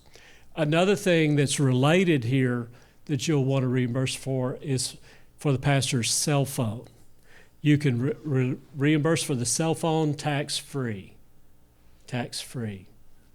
And the only thing you need is a copy of the bill, front page of the bill. You don't need the whole bill. Remember, I don't get that anymore, but do you remember when a cell phone bill was like 30 pages? Gave you every call that you ever made and all that. You just need the front page. So if you're willing to reimburse $50 and they're on a $50 a month plan, great. If you're willing to reimburse $50 but they got on a cheaper plan that's only $30, well, then you can reimburse $30. So that's why you need the copy of the bill. But you can reimburse that tax-free. So you can reimburse for expenses tax-free, and you should. You should, because they're not going to be able to write this off on their taxes. Okay. Lee, is that just for the pastor or is that for all employees? Any employee that you want to reimburse. You could reimburse the youth minister, the children's minister for the things they do. You know, you might have a ministry assistant that goes to the bank and you can reimburse for that mileage, stuff like that. So any employee could be reimbursed as long as they have some business expenses to be reimbursed. Yes, sir. You say like mileage cannot be written off on, you know, at tax time as a tax write-off? Right, you can't do it. Well, TurboTax has been letting my wife do that. But are you getting a 1099? No. And did you get a W-2 for the church? No, all the church has ever provided is the letterhead, the housing allowance. Oh, well, did you get money other than? No, they've never reimbursed, I've never asked for reimbursement, just at tax time, you know. Okay, so you didn't get a 1099 or a W-2, right? Okay, so TurboTax was assuming that you're self-employed. Yeah, I guess so, yeah, she's the Yeah. one that does all this, and so, yes, I'm, Yeah, TurboTax is kind of making an assumption there. But you really are an employee. yeah. And what they did a few years ago, there was a line in the tax form, Schedule A, that said employee unreimbursed business expense. And that's where it went. And then you could write that off, but you can't write it off anymore. Now, there's another reason that TurboTax asked for that, and I'm not sure how it used the information. But TurboTax asked for it because you can still write it off for Alabama tax, and you also can write it off before you calculate your SE tax. You can do those things. And that's where it may be showing up. That in might be where it's Alabama. showing up. I really don't know. Yeah. I know she still has been Yeah. providing it off on her taxes, I have no idea where that shows up. Okay. Well, just look for Schedule A. Well, look and see, did it calculate a Schedule C for you? And that would be the question. Okay, now many of us as ministers, we will have a Schedule C for self-employment income, and that's not for your church. That's not your church. That's for doing revivals at other churches, doing weddings, doing funerals and getting paid, doing other speaking engagements and getting paid is what that Schedule C is for. Okay? Schedule C is self-employment income. It's you having your own business is what that is. All right. So you can pay the IRS mileage rate. This has got to be done in writing. It's a church budget. It cannot come. In fact, look at page 8, bottom of the page. It says caution. See that caution triangle? This cannot be done from salary reduction. It's got to be out of the church budget. It's a line separate from salary. Okay? Next, step 4. Well, any other questions about reimbursement? Okay, step 4, provide benefits. And I know that we're talking about small churches that you can't, typically, I think we had one church that was providing health insurance. Lots of churches that are in the smaller category can't. And, but you could provide some benefits, perhaps. Definitely start with the contributions to retirement, and that actually provides some extra benefits too. But then beyond that, maybe you can provide some group term life insurance. Maybe you can provide some disability insurance or things of that nature, which are not terribly expensive. So provide the benefits that you can for your employees, and work on a system towards providing more benefits than you did in the past. Some, other than health insurance, a lot of the benefits are not terribly expensive. So then, one of those should be retirement. We talked earlier about the church retirement plan is a wonderful way to contribute towards retirement. They do a great job with their money. They're competitive even with secular companies. And I can put the money in a church plan, tax deferred, and someday I can take it out tax-free as a housing allowance. You can't do that with Merrill Lynch. You can't do that with your IRA. I hear all the time about ministers who want you to put money into their own IRA. You can't do that. That's an individual retirement account or arrangement. You can't do that. You've got to put it into an employer plan. This is an employer plan, but more than that, it's a church plan, and it provides those benefits that you can't get from Fidelity, stuff like that. So you should be putting money into the retirement plan. Then we're going to talk about housing allowance. And on page 12, is it 12 or 13? 13. Okay. Step one, the minister requests housing allowance. Minister figures out what they want to ask for and request it from the church. And then step 2, bottom of the page, step 2, the church approves that request and designates that as the housing allowance. Now on page 13 or 14, there is a list, a chart of all the things that you can include in housing allowance. And so it's the payment, including principal and interest, taxes and insurance, it's furnishings, it's utilities, repairs and maintenance, homeowners association dues, anything to provide the home. And so you can add pest control, you can add all those things in and ask for that as housing allowance. You can ask for the housing allowance a little bit high, anticipating, hey, something might break and we might have some repairs. If we're say right now, we're getting into summertime, and we anticipate, hey, the heater was acting up before the, cold weather was over, and so I know we're going to have to replace the heater before winter.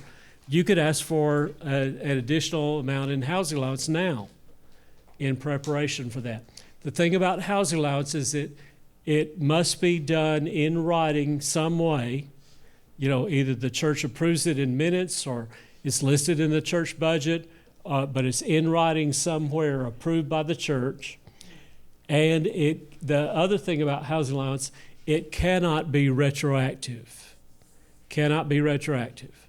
So if I got to December, and let's say that I'm paid $2,000 a month, that'd be $24,000. Let's say I'm paid $2,000 a month, and I get to December, and we need the heat on, and it's cold outside, and I need to increase my housing allowance. I've already got $1,000 in housing allowance. I need $5,000 more. Well, it's too late to ask for it now. I could ask for $1,000 more because that's what I've got coming to me. but I can't ask for 5,000 at this point. You need to anticipate some things and ask for it, say now in the summertime, if you anticipate that you're going to have to replace a heater in the winter. Now I'm just doing that as an example. Okay? So that's how you do housing allowance, and it cannot be retroactive. I can't get to December and say, oh gosh, I need $5,000 more. Let's make my housing allowance retroactive back to January and increase it. You can't do that.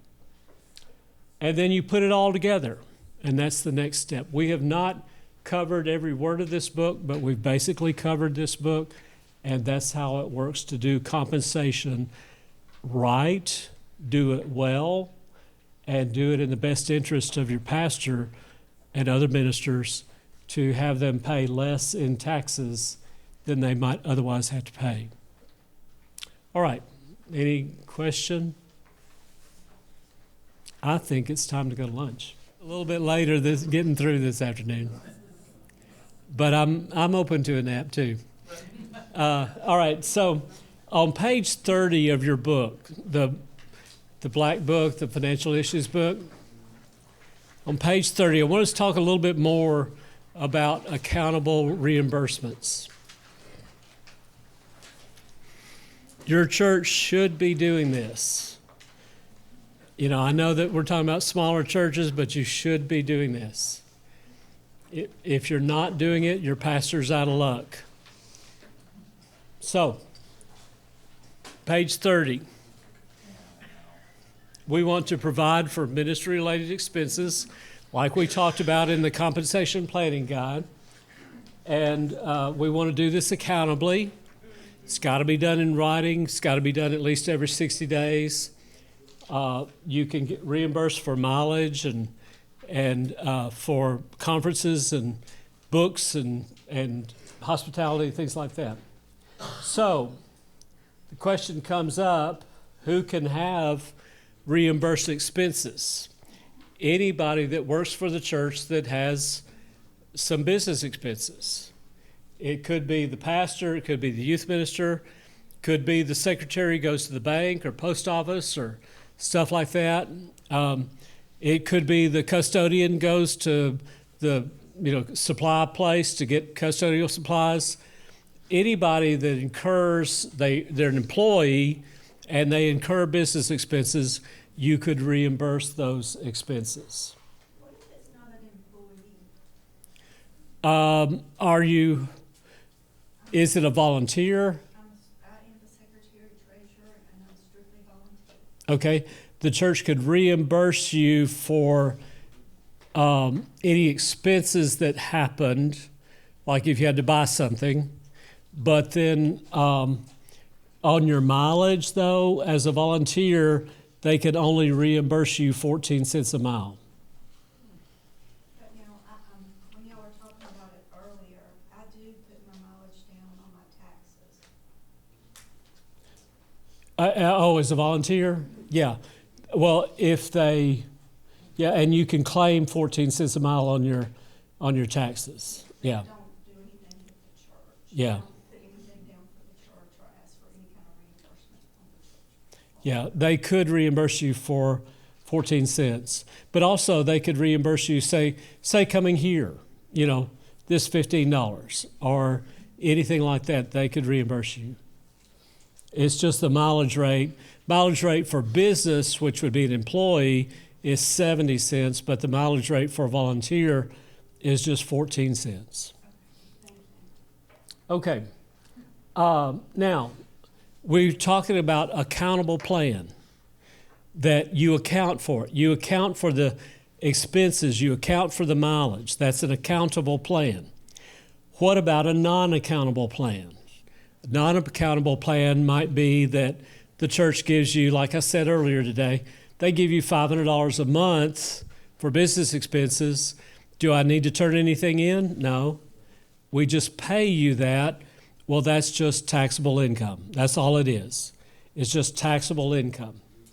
Also, if you don't do these things correctly according to the IRS guidelines that we've talked about, the pastor can't say, well, I think what I want to do is I'll just write these things down, and I'm not going to turn in my reports until the end of the year, and I want to get a big bonus at the end of the year, get it all at once. Well, they can't do that. They've got to turn in that report every 60 days. If they don't turn it in every 60 days, then that's a non-accountable plan, and then it's just taxable money. So the basic idea is if you don't do it in the way we've described, it's a non-accountable plan, and then therefore it's taxable. When you say turn in, you mean like submit that to the church? Right. Submit it to the financial secretary for reimbursement, and then they keep it on file. All right. What about an accountable plan? If we do it accountably, it's not taxable. It doesn't go on our W-2. It's simple. It's done and over with. So it should be an accountable plan. And even though today we're talking about smaller churches, your church should be doing that. Okay. I think we've talked about all these rules, I believe.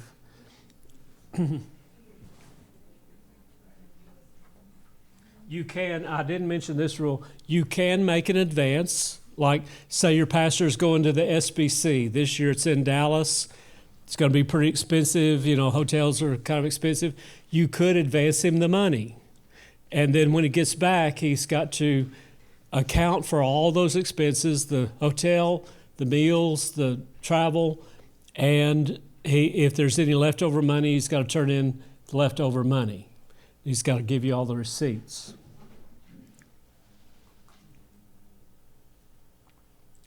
Also, if there's any money left over, this last one, if there's any money left over in your budget for reimbursement, if there's any money in the budget, you can't give that to them as a bonus. It's got to be used just for that purpose.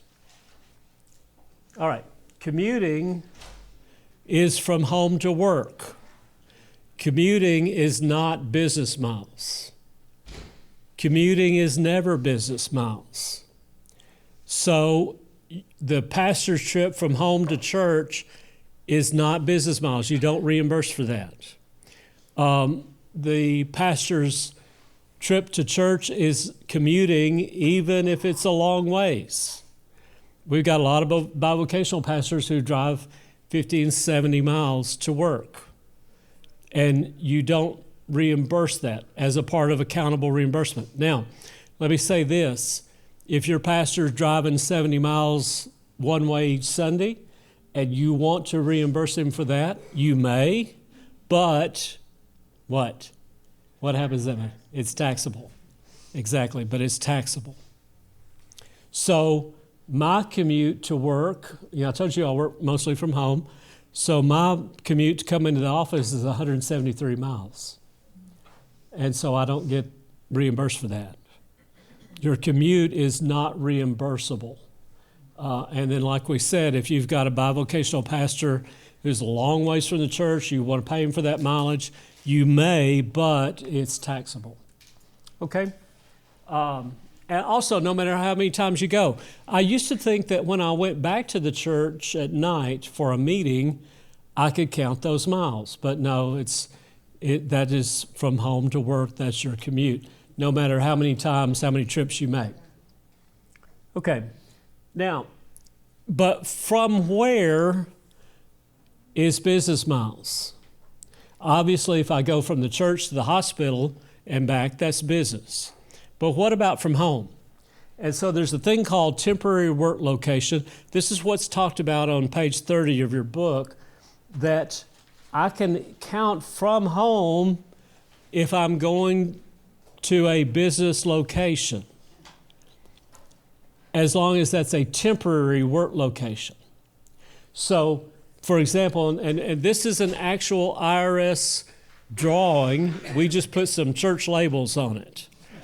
And so from home to the church is my commute. You'll see that that's a dotted line.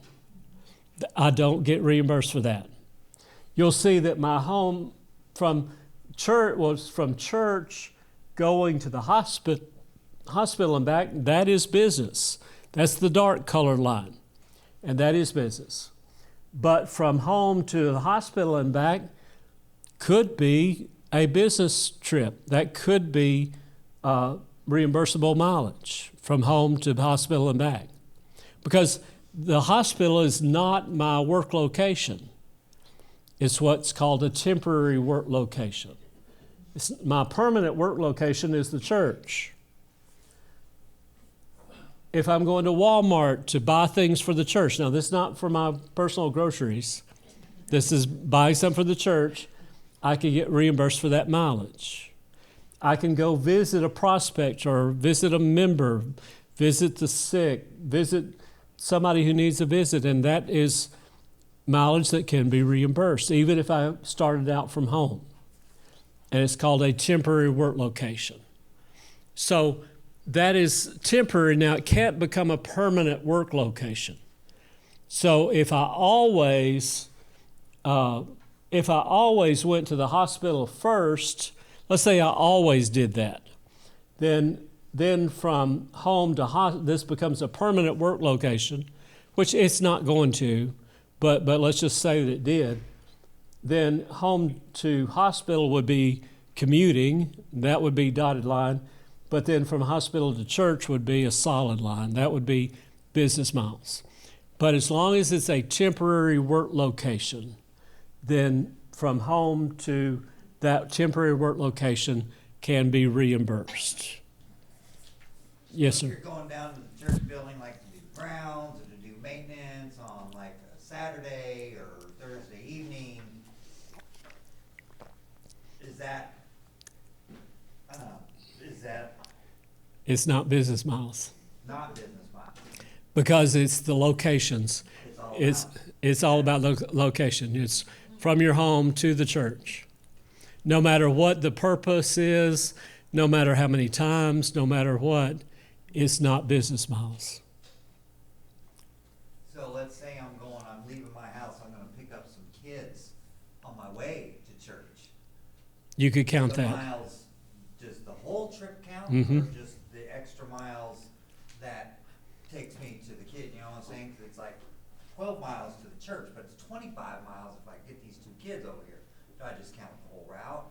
Or Yeah, just the you can- extra 12 miles? You can count the whole route. Yeah. Because that whole thing, that whole activity was business purpose, and that their home is not your work location. It's a temporary location. So yes, you can count that. Okay? Now, the next question that comes up is, what about meals? What about meals? Can we count meals as business expense? And there are some meals that you can count, some meals that you do not count. And so basically, you count meals that have a business purpose, and it's one purposes would be if I go away to a conference like SBC in Dallas, I can count my meals. Another way that I can count my meals is if it has a business purpose, like I took a prospective family to lunch, has a business purpose. But under the normal course of a day, no, I don't count my meals. So like if I'm out visiting hospitals, and let's say that I go in the morning to one hospital and I go to another hospital in the afternoon, and in between I get lunch, no, I don't count lunch. That's not a business purpose. Now, if I go to one hospital and they've got a family, they're waiting on their loved one in surgery, it's going to be a long day. I say to them, hey, y'all been here since 5 o'clock this morning. Let me take you down to the cafeteria and I'll buy your lunch and we can talk and pray and so forth. Then that would be a business lunch and I can get reimbursed for that under hospitality. But if I go down to the cafeteria and eat by myself, that's not business purpose and I wouldn't get reimbursed for that. Okay? Does that make sense? Is that beginning to make sense? Another difference is between transportation, which is local, and travel, which is out of town overnight. Those are IRS definitions. So transportation is local, it's today. I can get reimbursed for mileage and tolls and parking for business purposes, but my meals would not be included because it's just the normal course of a day. And the IRS thinks, well, you got to eat anyway, so it's your dime that's paying for it. And meals would, in that case, be only permitted if there's some other kind of business purpose, like I was telling about, like you went to the hospital and took the family to lunch. All right, now under travel is out of town overnight. And there I would count the mileage, I would count the lodging, and I would count meals for out of town overnight travel. That would be things like the conference or convention or SBC or state convention or things like that. Okay, does that make sense? So I count meals when there is a business purpose, but if I'm just out and about doing business, but I don't have a business purpose to that particular meal, then I would not count it. All right, staff meetings, and I know some of you've only got the pastor and that's all, but if you have a staff and they have a staff meeting, that staff meeting should not be around meals that the church is going to pay for. But there's another thing, and a lot of staffs think, well, we'll go to a staff meeting and we'll go to some local restaurant and get the church to pay for that. Well, that can be done occasionally, and I'll tell you how in a minute. Not as staff meeting, but a different purpose. And so the church may provide a meal to celebrate birthdays and anniversaries and work accomplishments and things like that. And that would not be regular staff meeting. That'd be a celebration time. But regular staff meeting would not be a time for the church to pay for that meal. All right, so one thing that helps us about this is called de minimis. It means that it's so small as to not be worried about. Now, this is not in your book, but I'll tell you where it is. It's in IRS publication 15B. Those of you who do the finances, you're familiar with that publication. IRS publication 15B. It's called de minimis. It means it's so small we're not going to worry about the taxes on it. And so here's some ways of some things. Well, the question is, what can we do that would not be taxable? And so occasional use of the church copy machine for personal purpose, occasional Cokes and coffee or donuts in the office, in the church office, occasional holiday gift, one such as like a turkey or ham at holiday time, that sort of thing, occasional tickets to sporting event or theater. And they're talking about local. They're not talking about the Super Bowl. That's not what they're talking about. Occasional party or picnic to celebrate the staff and work accomplishments and anniversaries and things like that. And then also the cell phone is actually in IRS speak, the cell phone is here. And the reason for that, long time ago, a very long time ago, I had a friend of mine, and this is back in the late 80s. He was the first person I knew that had a cell phone. And you remember, if you're old enough to remember, the bag phone, the big phone, and then there was the car phone. You had to have it mounted in your car, had to have a big antenna and stuff. Well, he was the first one that I knew that got a phone. He said, I just bought a $3,000 phone and put it in a $2,000 car. So back then it was expensive. It was really expensive. And the minutes were expensive. It was like at first it was like 50 cents a minute, and then went down to like 25 cents a minute, but still you could rack up a lot of expense. So back then, to get reimbursed for a cell phone, you had to turn in the exact count of minutes for business purpose, and you got reimbursed for that portion. But nowadays, the IRS finally said, okay, we realize that cell phone's just a flat monthly amount. We realize it's not very expensive. We're going to let you just reimburse it with no accountability. It doesn't. You don't have to account for all the minutes, and you can reimburse those that you deem to need reimbursement for business purpose. And so that's where the cell phone is. All right. Now, cash and cash equivalents are never de minimis. If the church pays an employee, a $25 bonus, that goes on the W-2. Also, in that same vein, cash equivalent would be like a gift card. The church pays an employee a $25 gift card, you got to add that to the tax burden there. Now, there are some accountants that'll say $25 is de minimis, but it's not really exactly what the IRS says. Because the IRS says, and this is a quotation from that, cash and cash equivalents are never, too small to be, they're never de minimis. They're never that small. And in this same statement, they'll say a meal to keep an employee on the job, as in overtime, could be paid for. That's one of the other things that could be done, tax-free. So what about meals? They can be under certain circumstances, and they can be reimbursed as a part of hospitality.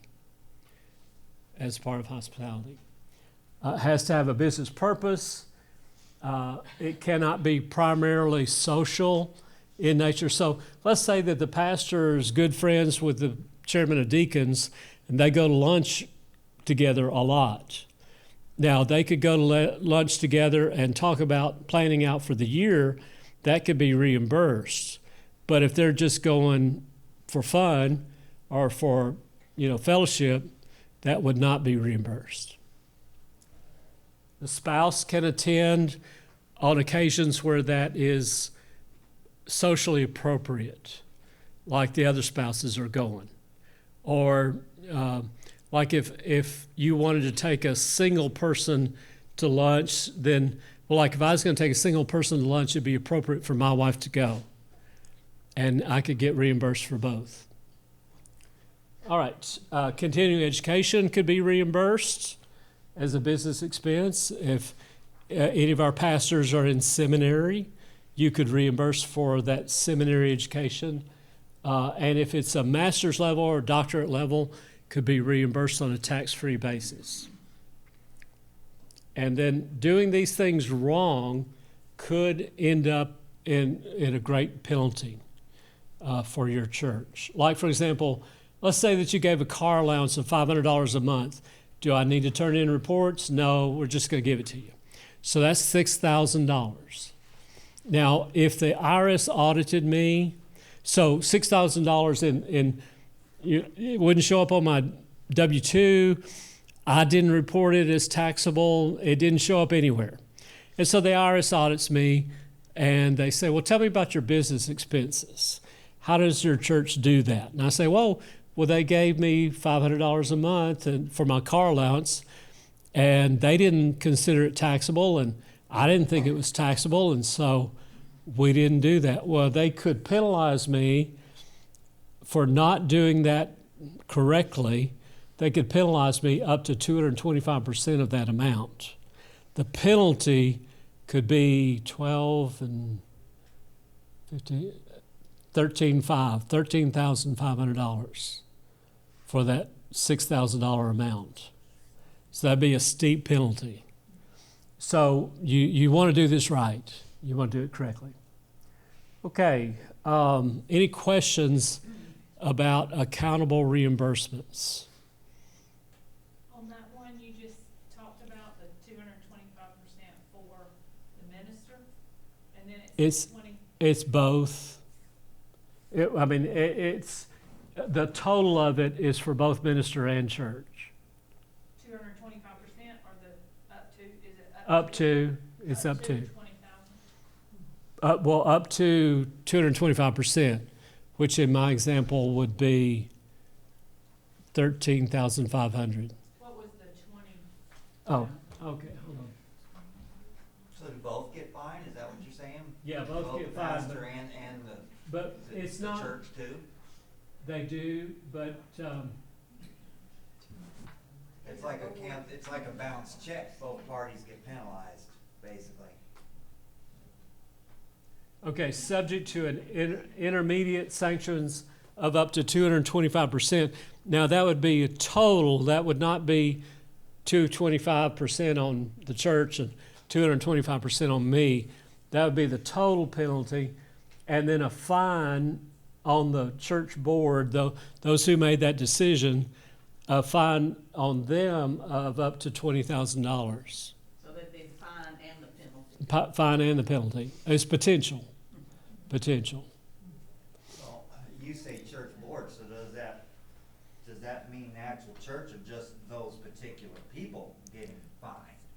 It could be like in our case, we don't, well, now you may have a board, you may have We don't, I'm just saying. but just- you may have a board and it'd be the board.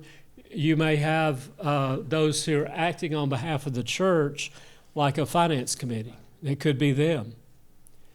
I think you're asking individually, is that what you're Yeah, asking? like, Or the so, church? let's say I've got 3 people on the financial committee, and we've dropped the ball on this, obviously, and it's come to light.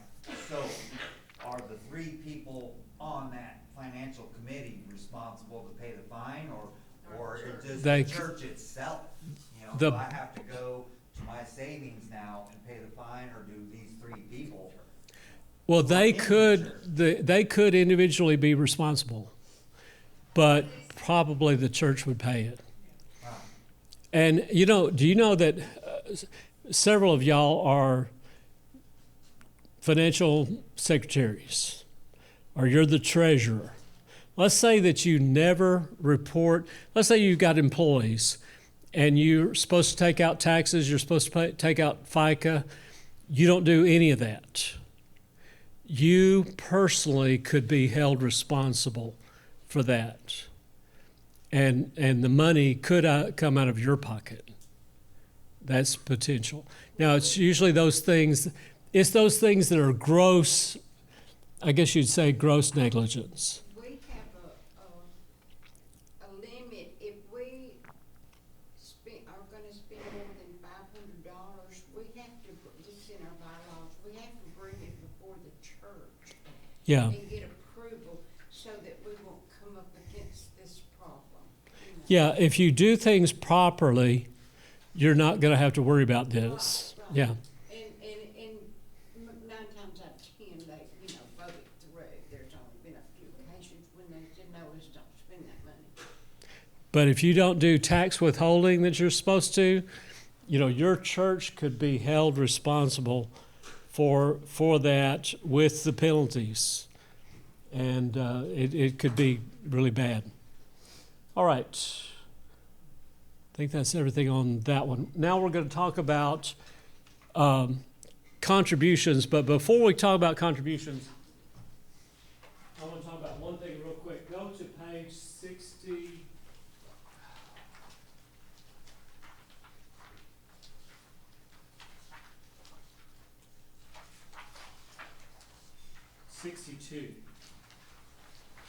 This is your homework assignment.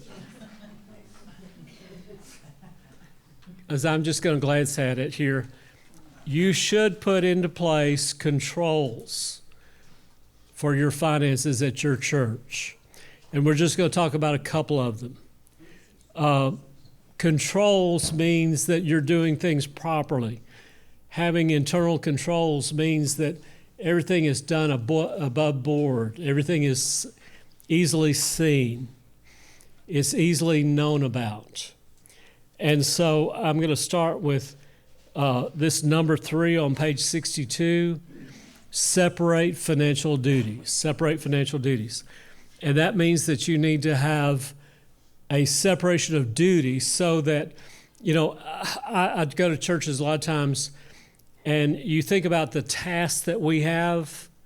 We count money, we deposit money, we write checks, we sign checks, we balance the checkbook, things of that nature. And in many churches, one person does all of that. And, you know, when we're talking about small churches, that's very typical, but that's incorrect.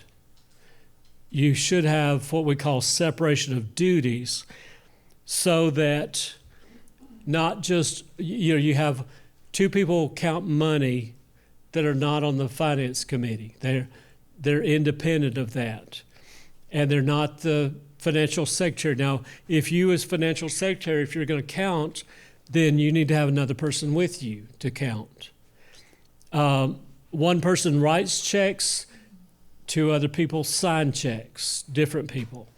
It's best if someone besides you does the bank statement.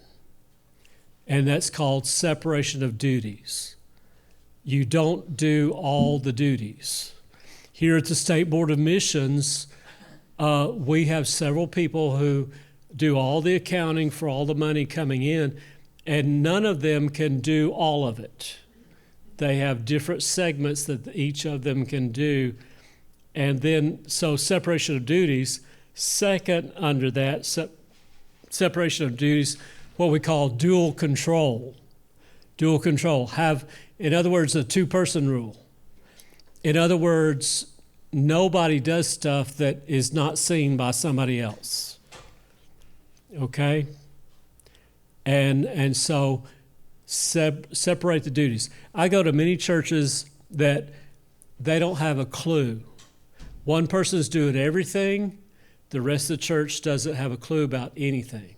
I go to some churches, the financial statement is confusing. The statement should show our beginning balance, how much money came in, here's how it went out, and here's our budget categories and where it was spent, and here's how much we have left. And all that should balance.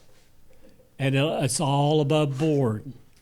Talked to a church just a few days ago that they haven't balanced in years.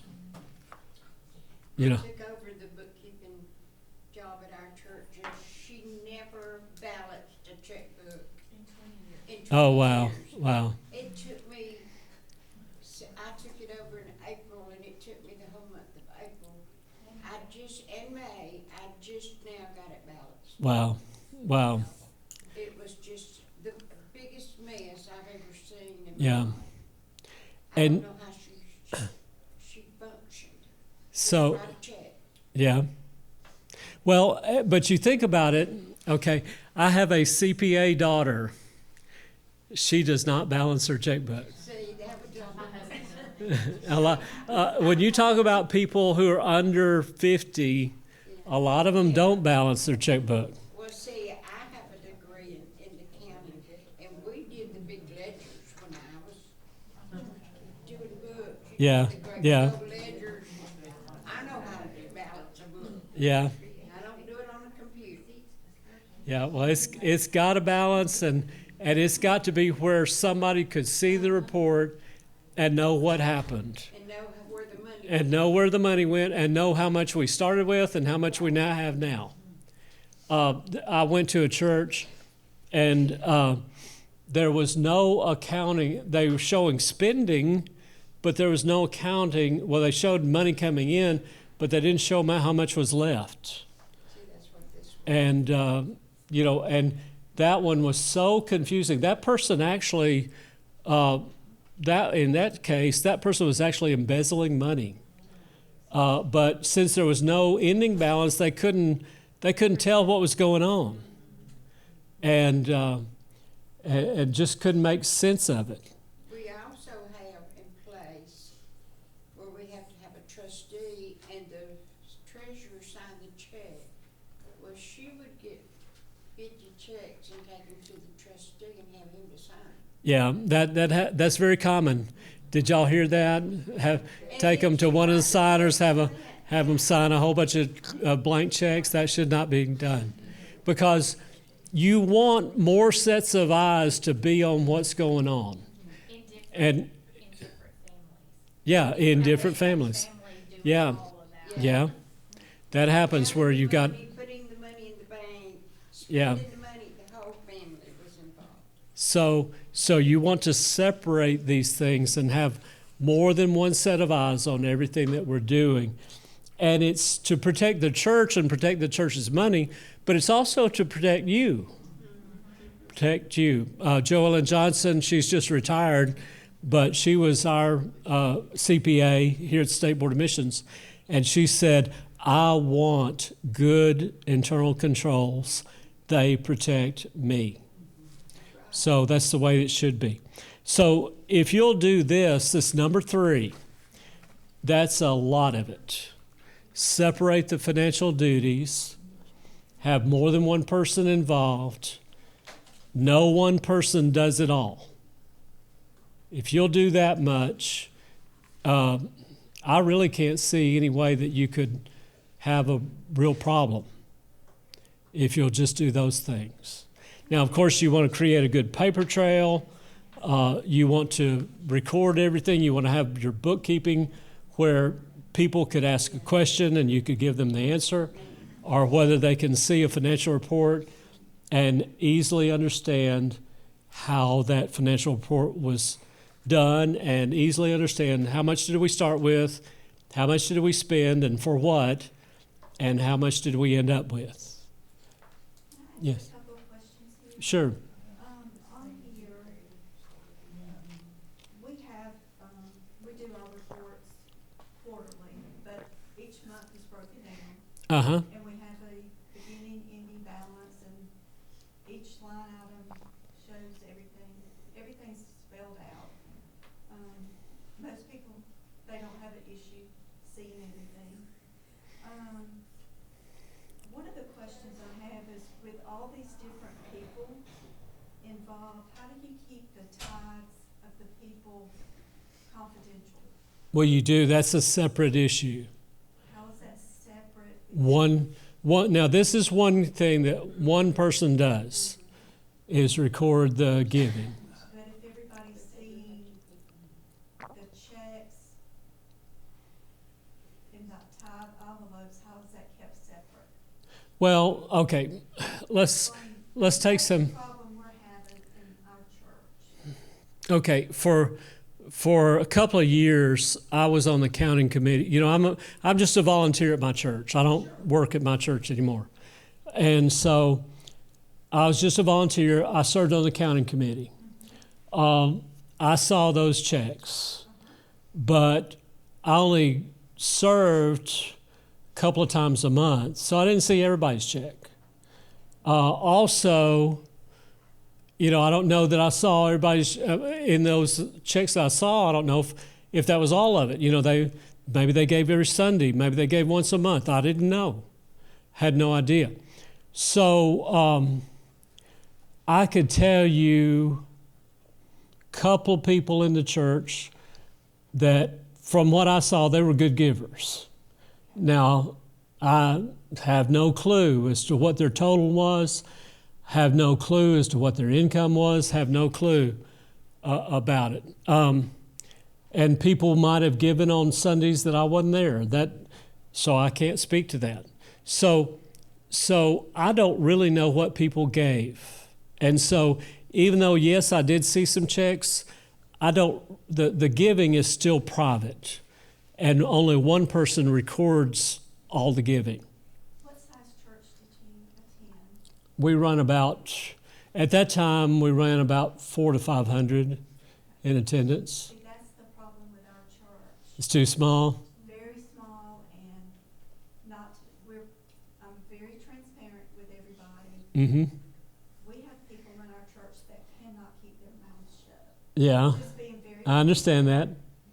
And our church, it's a mixture of elderly people and younger people, and it's our elderly people that finance our church. And I'm just being honest and transparent. Mm-hmm. And if we put younger people on our rotation of counting people,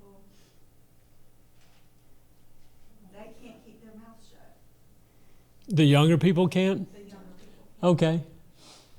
Well, only put on your accounting team people who, and talk about that. Talk about this must be kept confidential. You can't tell anybody else about any amount that you've seen or any person. You must keep it confidential. And then for y'all, make the deposit, and then, you got two people counting, and then you make the deposit. And then in writing checks, you've got two people or more involved. In reconciling the bank statement, you got two people or more involved. And in doing those things, writing checks, reconciling the bank statement, the report, financial report that's given, those kind of things, it doesn't matter who sees that. Anybody and everybody can see that. Anybody can see that, well, let me back up on that a little bit as well, because we have, online giving, Okay? and then we also have where people, give directly to our bank account. Okay. On both of those, we have the people's names that tithe. So on our bank accounts, those names show up. Oh, okay. So you can't see that's the things, and when I'm reading this, because I've already read this, and I work for a bank. I've been in banking for 37 years. Banking has changed a lot in 37 years. Banks do not recognize two signatures. I know, they don't care. They don't care. Yeah, I know that. So, It's not for the bank, really. right, It's for you. right, it doesn't matter if there's two signatures on there or not. They don't recognize it. Yeah.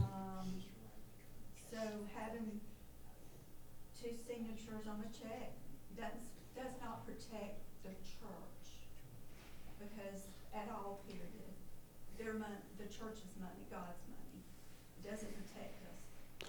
It protects me, but it Yeah. doesn't protect the church. Well, it does in the sense that the more eyes you get on it, the less likely it is to have embezzlement.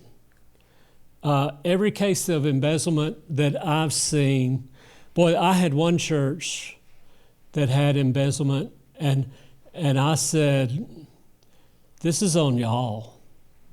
I know that person did something criminal, but y'all have been totally asleep at the wheel.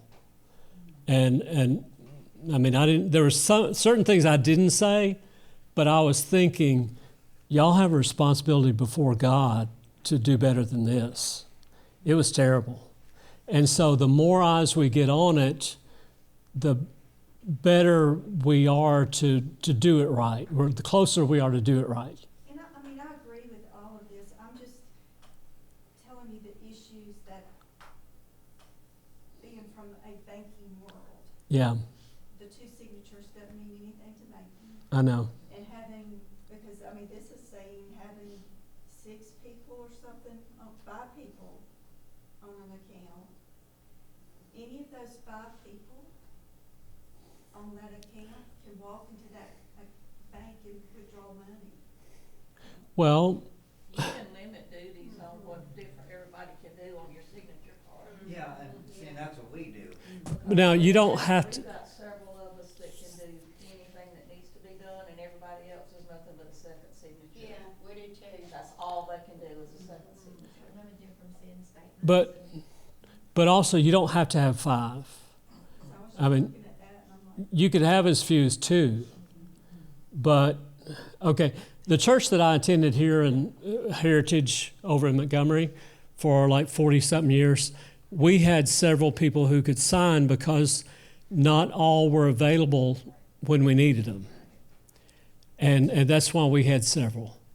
But you don't have to have that many. You could have 2 if you wanted to. Now, this thing about seeing the counting and seeing it because it's online transactions and all that kind of stuff, we've always said, hey, you just have one person look at the giving.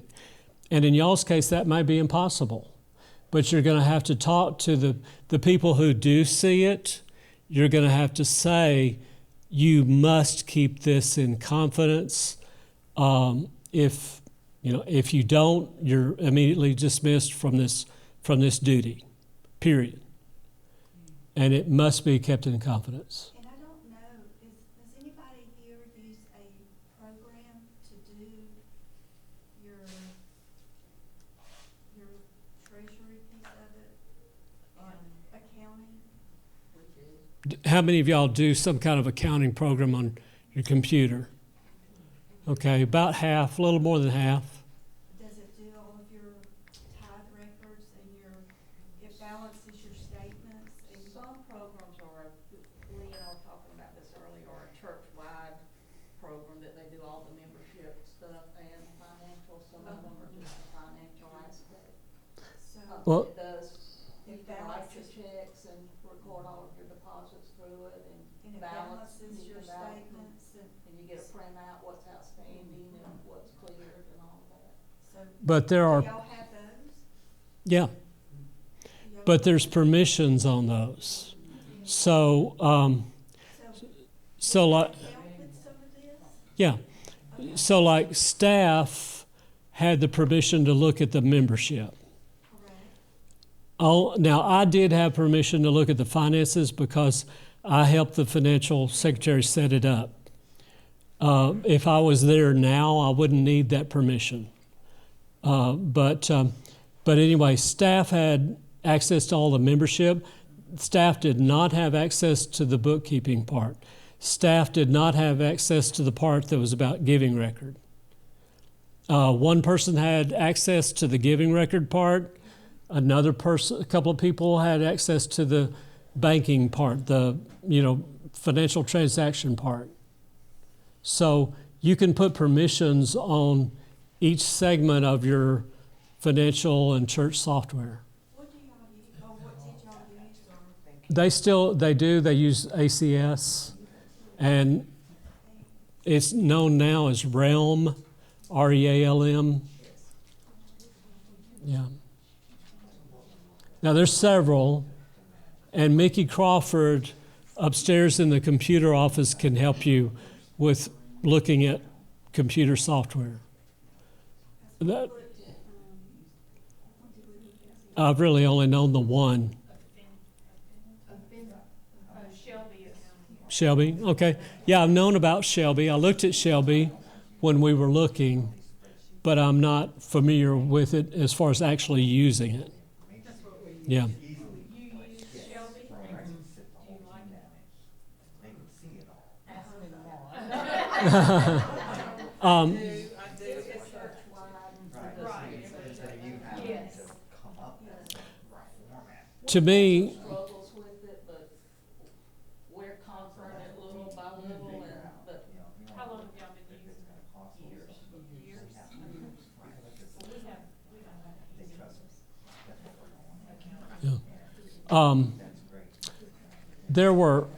we looked at, now this is a long time ago, we looked at ACS and we looked at Shelby, and the church is still using ACS, Realm. I chose ACS because at the time I thought it was a little bit simpler than Shelby, a little bit. But both of them are a lot more complicated than they should be. That it's kind of like, hey, this will do this. People who like to play with computers and see what it'll do, well, they're kind of like, well, hey, it'll do this. We can do this for people. We can do that. We can create this. And so they add all this stuff to it. And for the person using the software in the office, they don't want all that. They want it to be simple. And to me, it's not simple enough. Like all the bells and whistles, but sometimes it's not simple enough. But those are excellent programs. They're really great programs.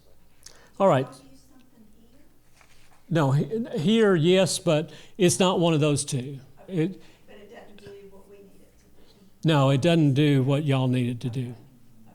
Yeah. Okay. All right. So, Take y'all off. no, that's okay. That's okay. This is important. We're looking to use something like this. Yeah. And we've already looked at Shelby, and I guess y'all are not giving us a good warm fuzzies. But my little lady Yeah. And I don't know if you're going to find somebody that's going to say 100, they get 100, they get 100%, it's perfect. It could not be any better. It's perfect. I don't know if you're going to find that.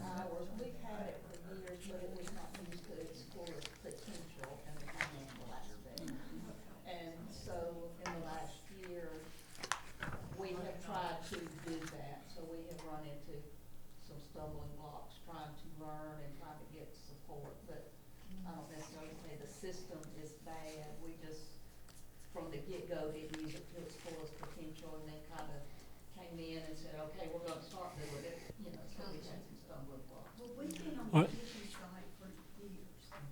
We've been using it, but we haven't used any of the other sites because that's the only thing we've used on it. And we started with the people.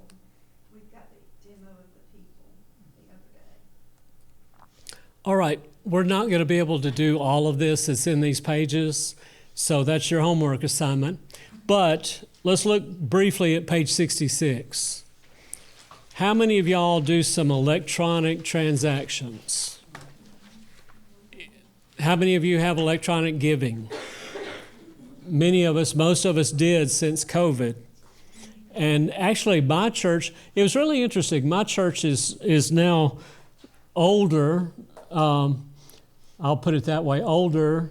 I'm talking about church here in Montgomery. I still say my church, even though we've been in Huntsville 5 years. But the church is a little bit older. And before COVID, our pastor, being a little bit apologetic to the visitors, to the guests, he said, now, you might not see a ton of money in the offering plate. We have online giving, and he was being a little bit apologetic, and he said, we have online giving, and a lot of our members do that. Well, and in fact, he said over half, and this was before COVID, over half of our members, even not being terribly young, they were doing online giving. Now it's well over half. And the church that I go to now in Huntsville, our pastor just turned 40. Most of the membership is 30s, 20s, 30s, and 40s. And, that's the way they think. Electronic giving, electronic transactions. If you ask them about their checkbook, they don't have one. And if you ask them about cash, hey, we're going to take up a cash love offering. Just throw in cash in the plate. Well, they don't have that either. Where's the card machine? Yeah. They'd be like, where's the card machine? So we do need to be thinking about electronic transactions. But if we're going to take transactions electronically and even do electronic transactions like checks, you can pay your bills online, you can do a lot of things online, then there's ways to do it, and we still want to keep that two-person rule going. And so this page has some things like that. And like, for example, our financial secretary, she could pay 20, 30 bills in 10 minutes, does it all electronically. Nobody has to sign a check. That was my next thing. Okay. I don't do a lot of checks. Yeah. Everything I do is online. Yeah, and that's okay. But what you can do, somebody needs to see that. And what you can do, now I know this is after the fact, it's not before the fact, but you could print one way, simple way to keep, separate financial duties and have a two-person rule. Simple way to do that is you print out those bills you paid on one sheet of paper, 20 bills that you paid that day, and then you have your check signer sign it as if it were a check. It's not a check, but they sign it as if. So what that means is they've seen it. And you tell your check signers, be sure and pay attention to what you're signing. Don't just blindly sign it. And of course, we never want to sign blank checks. Now my church, bigger church, but they did that a long time ago. And that was pretty common. But we shouldn't be doing that. These two ladies beside me, we only have one signer on our account. Uh-huh. And we've been our church has been in existence for 52 years.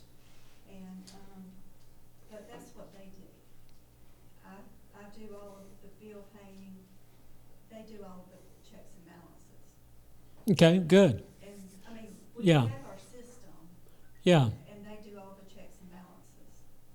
And they put the business report together. great. I mean, they do everything, and we've actually stepped it up a little bit because they're on the finance team. Yeah, And we have other people on our finance team that are experts at Excel. And we figured out to line up with our budget. So each line item has another column, and they fit it into what budget is gonna come out of. So that just helps our congregation see what budget it comes out of as well. Plus, they put more details if it needs to be. sure. But they do the checks and balances, but you just gave me an idea on the online banking, because a lot of these though are auto Yeah, debits, you can do that too. like the Alabama Power, Yeah, but they can see the bills. I can give them to them on Sunday, and they can check it off when they see it on the statement. So, yeah, it's not and a bad thing. sure. But y'all are doing a good job because you've got different people doing different segments of it. That's what's important. So it's really not, you said you have one person who signs checks. You write checks, a different person signs checks. That's two sets of eyes on it. Oh, you're the signer too? I'm the signer. Well, They write 10 checks in 3 months. that's, If that. I write it to pay state board of missions and White Spot, which is where we have our gas account. And that's it. oh, that's about all the checks you do. Okay, Or if I have to reimburse somebody who paid something out of their pocket, but they have to go to Miss Deborah to get with the receipts. She Yeah. writes up a form, she brings me the form to write the check. I give her the check and I give it back to her. She has to give the check to somebody. okay.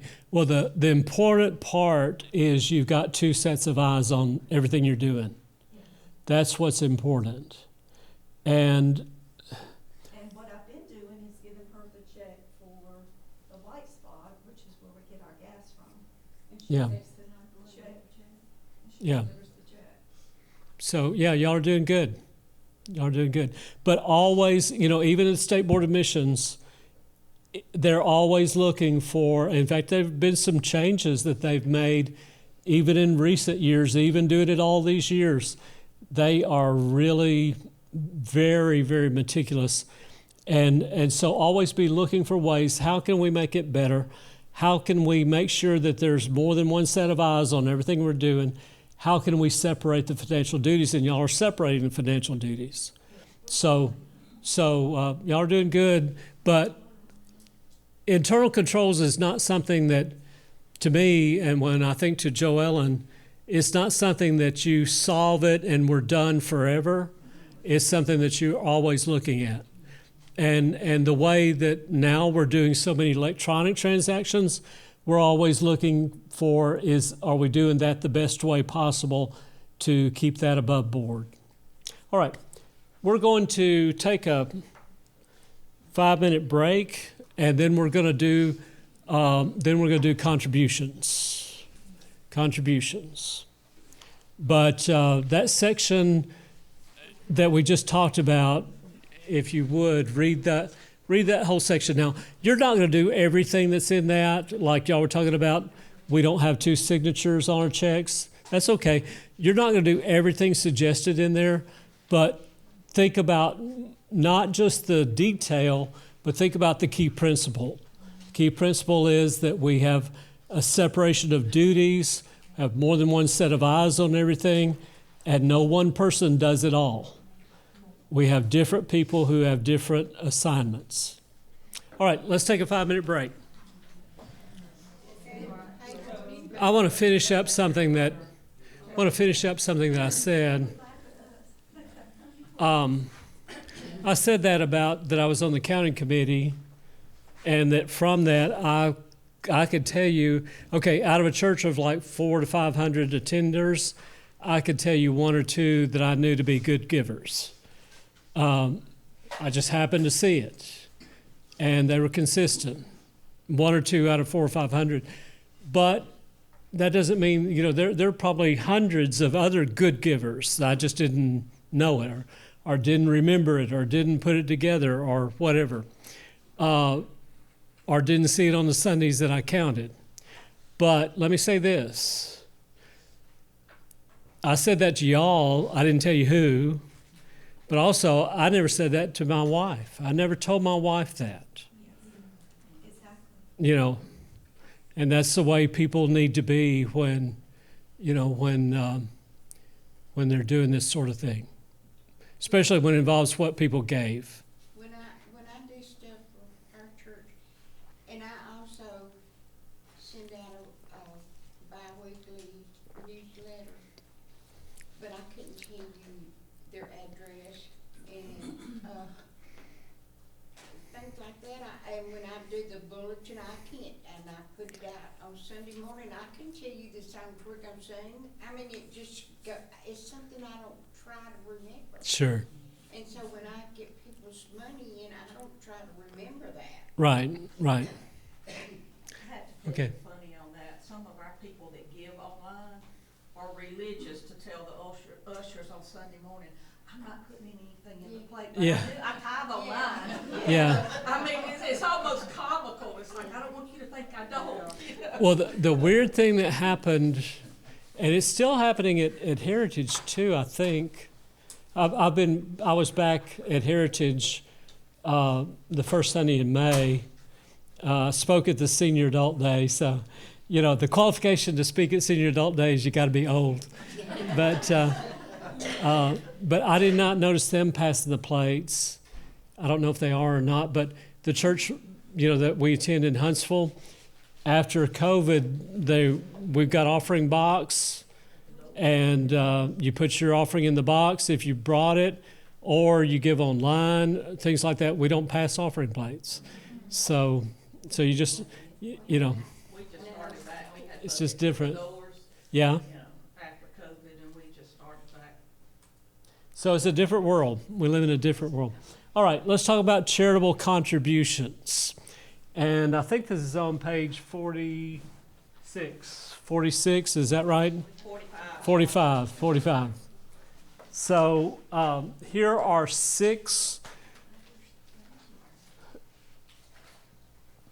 qualifications for contributions that are tax deductible.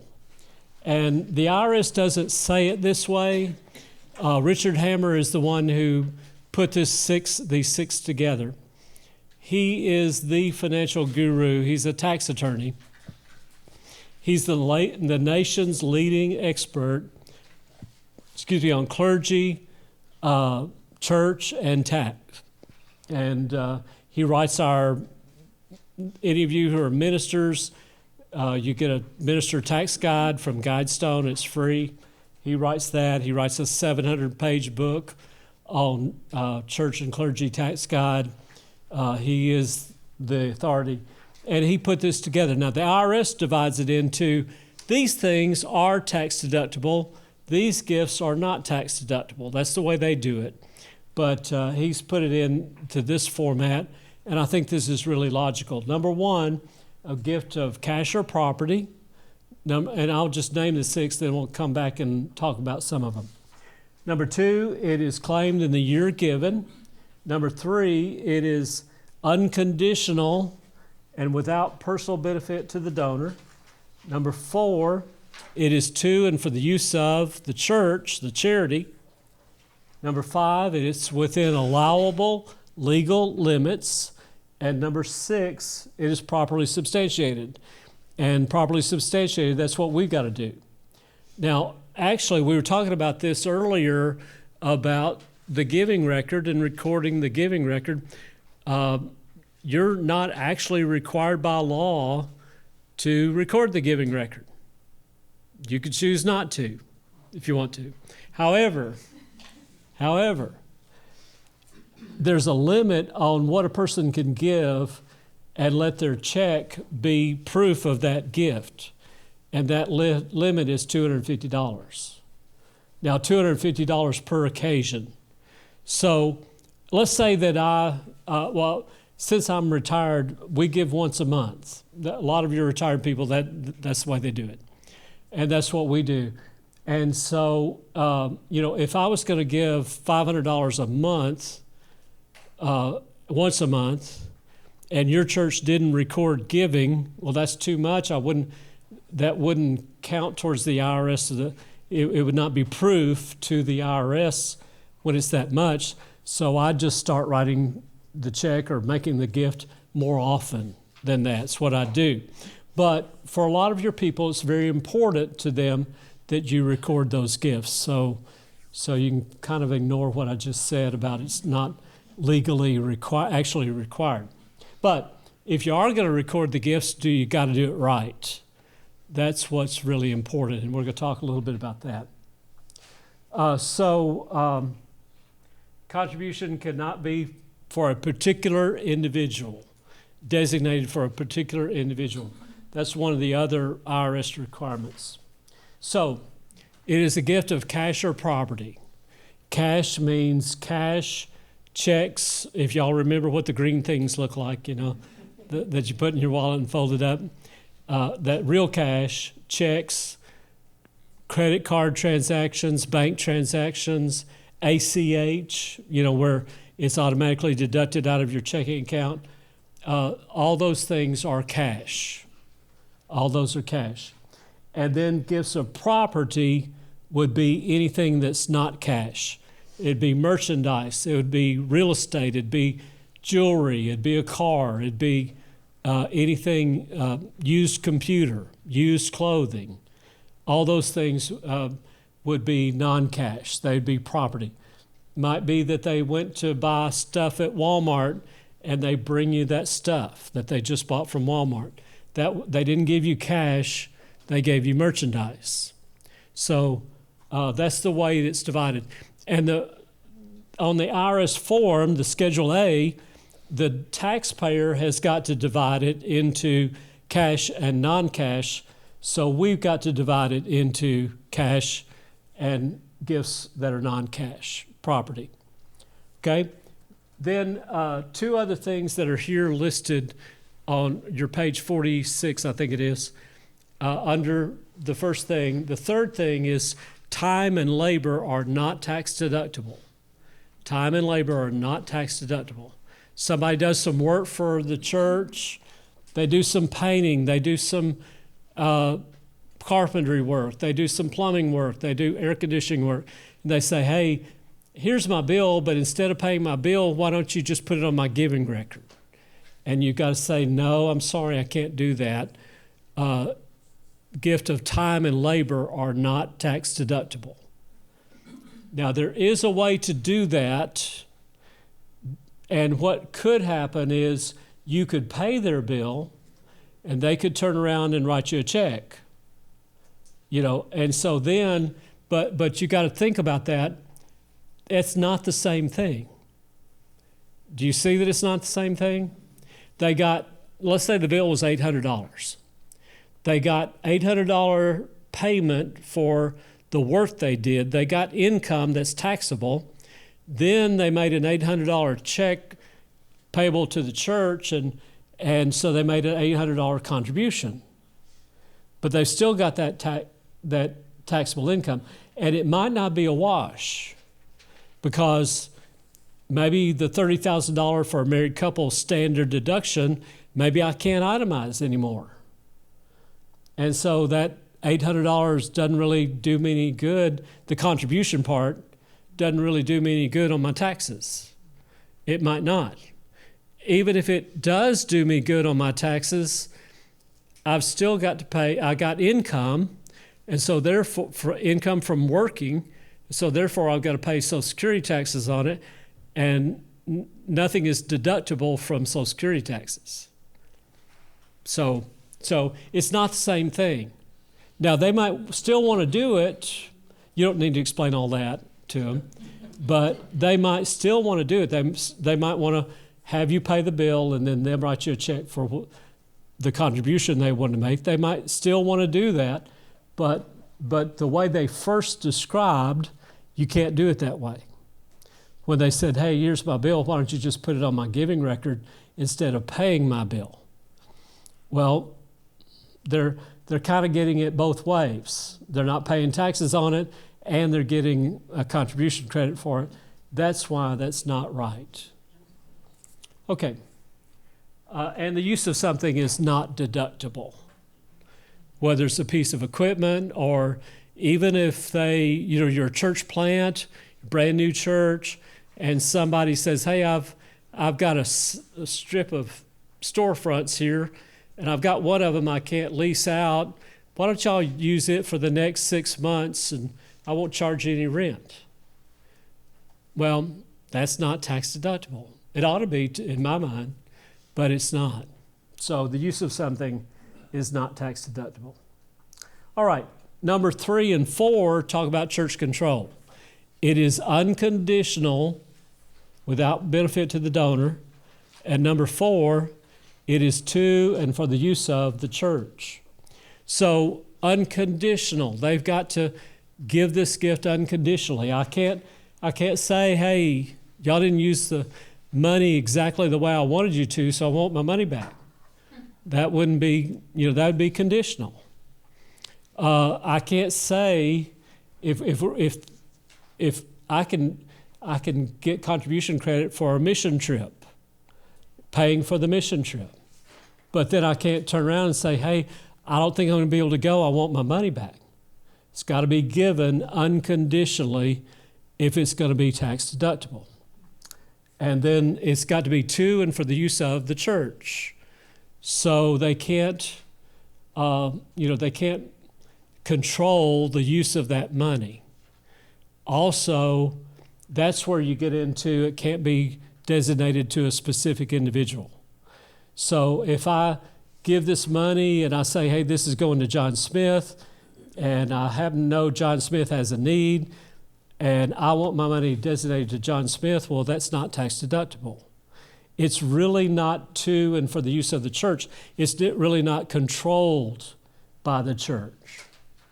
What if the church benevolence committee said, well, we gave John Smith $1,000 last month. We're not going to do it again. Not this month. So, even if he was needy. But so to and for the use of the church, it's got to be controlled by the church. And when I say controlled by the church, usually the church leadership. We usually don't vote on who gets benevolence assistance. That's usually a benevolence team or benevolence committee or somebody like that. It's a very few people who just make determinations for the church. Okay, so how do we do if it's got to be unconditional and if it's got to be to and for the use of the church, how in the world do we do designated giving at all? Sounds like that's to a specific thing and maybe not controlled by the church. How do we do that? Well, the way we do designated is that it is controlled by the church. The church determined that, yes, we will have that fund, and yes, we will set that fund up in advance of gifts, but then also, this part is not really talked about, but the church controls that fund. I know a lot of churches that have a cemetery, and there's a lot of churches that have $250,000 in the cemetery fund and $50 in the bank for the church, And I say, well, what y'all need to do is stop accepting donations to the cemetery fund. Now, you can't use that cemetery money to pay your power bill. You've got to use it for what it was meant for. But you could stop accepting gifts to that fund and encourage people to give to the budget, for example. So the church has control over these things. What about benevolence? Can we take up a benevolent love offering? Actually, we can, but we're still going to control it. We're going to control it. So let's say that we take up, everybody's heard about this person, their house burned down. So we take up $5,000 as a love offering to that family. And then we discover, well, the need The real need was just $2,000. What should we do? We ought to give them the 2. And the way we give them the 2 is we tell the church ahead of time, we say, now we're going to take a love offering for this family, but the benevolence team's going to control the love offering. And if we take up more than what's needed, you'll just know that you were helping other people. And the church is going to control that. And that's the way it ought to be done. And most of our churches would give them the full 5. That's what would happen in most churches. But just because we took it up doesn't mean that we necessarily do it that way. But tell the church family ahead of time. Tell them that you'll use it for other families if we take up more than what we need. Okay, can we do a love offering for staff? Yes, and we promote that. We promote it through the State Board of Missions, the Leader Care Office. We promote it to a lot of your chairman of deacons and people like that this is a good thing. It's a good thing to do. But the church needs to control that offering.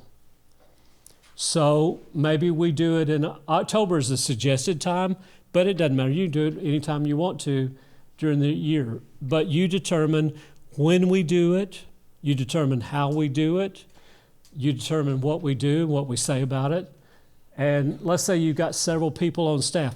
Are we going to divide it among just the ministers? Are we going to divide it on among everybody who gets a W-2 for the church? Are we going to base it on try to base it on 1 week's pay so they get different amounts? Or are we going to try to give everybody the same amount so the nursery worker gets the same amount the pastor does? The church controls those decisions about how it's done. And I can't go up to you and say, hey, I don't want my money divided that way. I want my money to all go to the pastor. I can't say that because then I'm designating an individual. And as we read just a moment ago, contributions that are not tax deductible, one of those is designated to a specific individual. So the church controls it. Yes, sir. But like you just said, doing a benevolence love offering, that could be an individual, right? Well, it could be, but we need to tell the church before we take up the offering, folks, y'all have heard about this. This has been talked about all about the church. You know about it. But you just know that our benevolence team, they're going to do the right thing. And if we take up more money than what the actual need is, it'll just help other people. Okay, so that takes away from it being an individual person by saying that Yeah. it could go to someone else. Yeah, because when you do it that way, they're really and truly just giving to benevolence. Gotcha. And you could actually suggest that they write that on their check, write benevolence on their check. Okay? Is there another question? All right. Now, is benevolence taxable? When we give somebody offering because there's a benevolent need, is that taxable to the person that receives it? No, it's not. Except for one thing. If that person is a staff member, then yes, it is taxable. Virtually all money that goes from church to an employee is taxable money unless the IRS has some designation that calls it not taxable. And the only benevolent going to a staff member that would not be taxable would be if a national disaster has been declared, like a hurricane or like the tornadoes that came through here in 2011, things like that, where it's a national disaster declared. So if one tornado comes through and destroys your minister of music's house and y'all help pay for that, that's taxable. But if we have a situation like 2011, and how many tornadoes was it that day? It was a bunch, and all over the state there was damage everywhere, all across the state. And now there was a disaster declared, and that one, if you helped your staff member because tornado tore up his house, that would not be taxable. Okay? All right.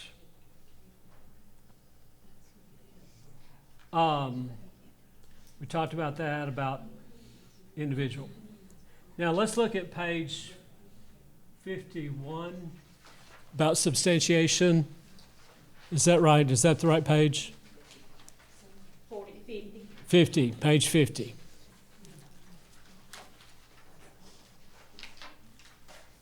Up at the top of that page, now this is about substantiation. This is about you recording the gifts. And it's very, very important how you record the gifts. So the top of the page says that these must be recorded, started saying simultaneously. That's not the word, contemporaneously. It's got to be contemporaneous. And when I first saw that word contemporaneous, I thought, well, then we got to send out a giving letter every week. That's not what it means. To the IRS, it means that the people are going to have their giving statement in hand before they file their taxes. That's what it means to the IRS. And so when you are in December, January, encourage your members, please don't file your taxes until you receive your giving statement. That is very important that they have their giving statement first. Now, if they don't itemize and things like that, it doesn't matter as much. But most of us can't itemize for federal purposes, but we usually can itemize for state.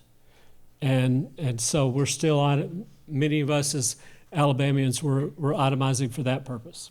So encourage them to wait to file their taxes until they get their giving statement in hand, and have them check it, make sure that it's accurate. So, and the way that givers get messed up, sometimes there's some language that's got to be on it. It's got to say, no goods or services were given in exchange for your contribution. And if that language is not on there, then and if your taxpayer is audited, your giver is audited, then that auditor, IRS agent, could say, hey, this doesn't have that language on it. No goods or services were given in exchange for your contribution. And the donor might say, well, I didn't get anything in exchange. The donor might say, yeah, I gave once a month. I gave checks of $500 a month. I can show you the checks. And the IRS agent would say, I'm sorry, I'm denying all your contributions. And then the donor could say, well, I'll get my church to fix the statement. And the IRS would say, well, it's too late. Statement wasn't in hand. A properly done statement wasn't in hand before they filed their taxes. So that's very, very important. So the organization generally provides that statement before January 31st, and here's some things that need to be on it. Whoops, I passed it. There it is. Okay. What's got to be on that statement? It's got to have the name of the organization, and it's got to, for cash gifts, it's got to have each cash gift with the date and amount. So you're going to itemize each cash gift. Date, amount, date, amount, date, amount. Now, I'm actually telling you a story there. Here's what's actually required by the IRS, that every gift of $250 or more be itemized with the date. And for gifts less than $250, you could combine those. But to me, that's more trouble than just itemizing everything. And also, if there's ever a question about what a person gave, and they say, hey, I don't think you've got all my gifts in here. I've got a check for $10 that was written on July 10th, and I don't think that $10 is in there. Well, if you've combined all that together, it's going to be very difficult to figure out that $10. But if you've itemized every gift, date and amount, date and amount, date and amount, then it'll be easy to pull out that $10 gift. So my thinking, even though it's not exactly what the IRS says, my thinking is itemize every gift, no matter what, no matter if it's 10, 100, 250, or if it's 1,000, whatever, just itemize those gifts. Yeah. All right. Now, if there is something given in exchange, if there is, let me do property next. If it's property, then you do a description, but not the value. They gave a used computer. You would say one model HP computer with so and such memory and such a hard drive and so forth. It's a laptop, you describe it, maybe give the model number, things like that, but you don't give an amount. That computer is 3 years old. How much is it worth? What do you think? Nothing? Yeah.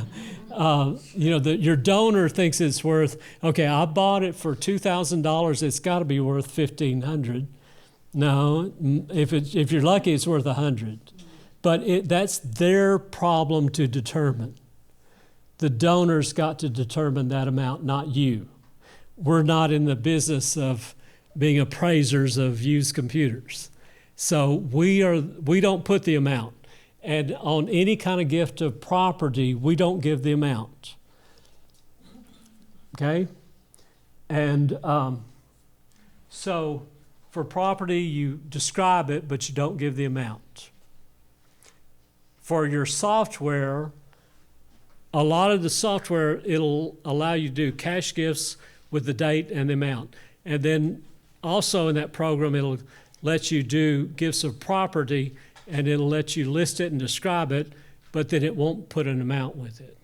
Some of your software will do that. If you don't have software to do that, you're probably going to do that on a separate letter. Thank you for your gift of your HP model computer, model so-and-so, such and such description on June the 5th? June the 5th, 2025. No goods or services were given in exchange for your contribution. All right? So that's gifts of property. We describe it, but we don't put an amount. Now, there is a thing. What if they got something in exchange? What if they did get something in exchange? Like, for example, a bake sale. Okay, they bought a cake. And so what if they bought a cake for $20? Do they get credit for that? No, because they got something in exchange. And what they got in exchange is worth $20. Somebody bakes a cake. So you don't give contribution credit for that. But what if they gave $100 for a cake that will estimate at $20? Okay, now you can. And this is a special kind of gift. It's called quid pro quo. Means this for that. They did get something in exchange. And so now you've had your Latin for today. So quid pro quo, they did get something in exchange. If they gave you $100, you could say, thank you for your donation of $100 given on June 5th. In exchange, you received a cake worth approximately $20. And so their ultimate, what they would get in terms of contribution credit towards their taxes would be the $80 difference. But don't bother, you don't have to do that unless the gift is $75 or more. We've done cake auctions to raise money for Guatemala, Uh-huh. and some cakes have, because it is a fundraiser, have gone for $450. Yeah. Who would be the one to set the amount that the cake was worth $40? So Well, if they pay $40 for that, and they get a contribution of $410.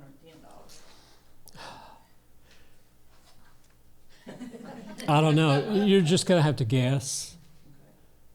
You're going to have to guess. And it's hard with a cake auction because things are worth different amounts.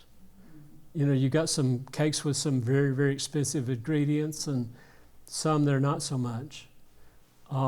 So you're just going to have to guess. Your guess is better than anybody else's. Yeah. Now it's easier. Okay, let's take another one. We have a spaghetti dinner, and the youth are raising money for their youth trip. And so somebody throws in a $20 bill. Hey, put that on my contribution credit, you know, on my contribution statement. And you say, no, you receive something in exchange. That's not something we'd put on the statement. And then that's not going to work. But somebody gave $100. Then you could say, thank you for your donation of $100. In exchange for your contribution, you received a spaghetti dinner worth approximately 10 or 15 or whatever you want to say. Those we could guess a little closer. And it's not what the spaghetti dinner cost the church, it's what the spaghetti dinner is worth. So what if we got all the ingredients donated? Well, it didn't cost the church a dime, but it's still what it's worth. It's what they got in exchange. Do they have to ask for that, or is that a requirement? It's, in most cases, don't volunteer doing it. But if they're going to give $400 for a cake, sure, I'm going to do it. But You if they know, were to ask for it, we would have to do it. if it's $75 or more, 75 more. yeah. Like on our basis, just say. But if it was 50, let's say that they got a cake worth 15, they gave 50, you could do a statement like that. You could. There's nothing to prohibit you from doing it, but I wouldn't really volunteer doing it unless somebody's asking for it and they really gave 100 or more, probably. But in your case, where you just said they're making a contribution, Mhm. that could be, If it's over 75 and they were to ask for it, we would be obligated to do a statement. but if they're not getting anything in exchange for it, that would be an out-and-out contribution. Right. If they didn't get anything exchanged, they just gave money, that'd just be a regular contribution. But would they need to ask, would they need to ask for the contribution? Well, Go toward contribution? if it's, now we're talking about quid pro quo. They did get something in exchange. Yeah. And so what the IRS says is if it's $75 or more. Yeah, but But- what she's saying is like on a bake sale, they come in and they say, here's $100 towards it, we're not buying anything. Okay, then it'd be the full 100. That would be a contribution. That'd be a regular cash contribution. Well, sometimes we don't even know, it just goes I in know, the pot. Yeah, Okay.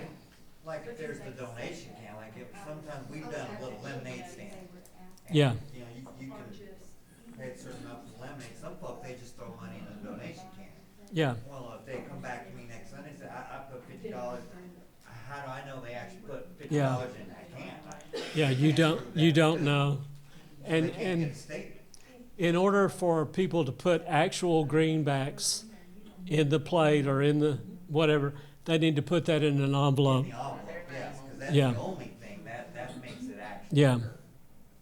Yes, At our church, most of the people put in an envelope and they'll put bake sale on the, yeah. and that way I know to post it. Yeah. Whether they're giving it, whether they're getting anything. Okay. Those are most of the time, they don't want any, they don't wanna buy but they just want to give, yeah. So, like, if our youth did a car wash and we didn't set a price, we just asked for donations, we Yeah. wouldn't have to, we're providing a service for their money, but we wouldn't have to provide something unless they gave more than $100, or more than Well, $75. more than 75. And then you'd say, thank you for your donation of 75. In exchange, you received a car wash worth 10. Well, yeah, that may be true. May be true. Well, that's true. That's true. But what the IRS, now I know that's funny, but and that's true. It's very true that a lot of times they don't do such a wonderful job, but it's not that. It's here's what the IRS would say. They would say, it's not about the quality, it's about what would you pay if you did it elsewhere. If you got a big car wash. Yeah. Okay. All right. So down at the bottom of same page, the bottom of the page, it must have the wording. You've heard me say it. No goods or services were provided in exchange for your contribution. That wording has got to be on there, as long as that's true. Now, if it's not true, then you do the other wording. Thank you for your donation of $100. In exchange, you received a cake worth X. So one of those two kinds of wording, they've got to be on the statement. It's got to be there. And if that wording is not there, the IRS will deny the contribution. All right. I want to move on to, property donation. These are going to be one page off from what's in your book, but I've got some donations of property. Property, gifts of automobiles, gift of common stock. Those start on page 54, I think it is, in your book. And that just gives you a checklist. Now, let me say this about this checklist. I have included your responsibility and the donor's responsibility. And I'll say church does this, donor does this, donor does this.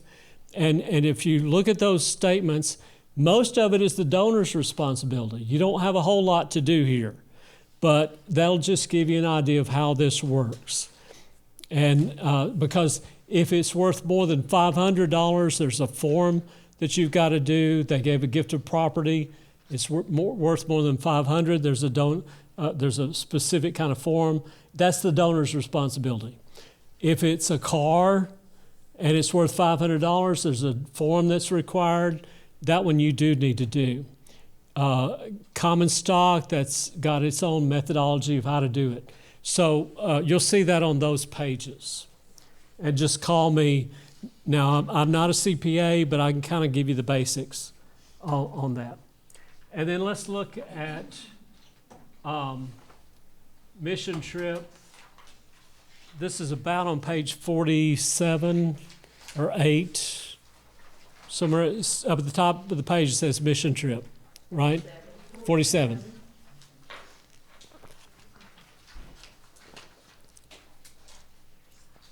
Okay. A mission trip is a tax-deductible event. It is tax-deductible. As long as, and Richard Hammer, I've mentioned him before today, he gave us a definition. The IRS says as long as there's no element of personal pleasure or vacation. Well, what does that mean? Yeah, what does that mean? So Hammer gave us a definition: have at least a 6-hour work day for all your work days, or have 80% of your itinerary devoted to the mission work. So yes, you can have a sightseeing day. Or yes, you can have a nice dinner out after you've worked all day. Or you can do some things like that, but you need to have at least 80% of all your efforts devoted towards mission work. And so a mission trip is a tax-deductible event. That means that if I'm an adult and I'm going on the mission trip, then my contribution towards that mission trip would be tax-deductible. Go on my giving record. Your contribution towards buying your plane ticket to get to Guatemala? Mm-hmm. Yeah. So if the money for that goes into the designated account and it's not tied to the giving statement, how do you combine the two? Well, you're going to put it on the giving statement And designate it. and designate it, yeah, mission trip. Yeah. Now, I would designate it mission trip. Keep it broad. What if something blows up at Guatemala and we can't go to Guatemala because of the state of the world and we're going over here, So I would just keep it very broad at mission trip. So I'm an adult, I'm going, my contribution is tax deductible. Also, my church, my Heritage Church, they have a Carpenters for Christ group. Those groups typically pay their own way. And so I can get a letter from the church, thank you for going on the Carpenters for Christ trip to, South Carolina to deal with disaster relief damage after the hurricane, that sort of thing. And it gives the dates on it. And then I can keep up with my own receipts for my travel, my lodging, my meals, anything that's required of that trip. And those are tax deductible as a contribution, my expenses. Okay, so number one, I'm an adult going, and my contributions are tax deductible. Number two, I'm not going. I'm an adult, I'm not going. I can make a contribution to the mission trip, but, and that is tax deductible, but it's also got to be unconditional. I'm not specifying who it goes to. It goes to anybody the church, deems that needs it. Are we divided among all those going? Or, the church leaders kind of decide on how we're using this money for the mission trip. And by the way, also on number one, the person who's going and they make a donation, they need to understand up front, if I can't go, I'm letting the church keep my money, not wanting my money back. And I'm letting the church keep the money to help somebody else go. So that means that I'm giving unconditionally. If I'm going on the trip, but I'm going to be sure to want my money back if I can't go, well, that's not unconditionally. So I need to have that specified. Now, the third thing is, what if we have a youth going and my child is going and I'm paying for my child? And Richard Hammer says it a little differently than he used to, and the wording is here in your book.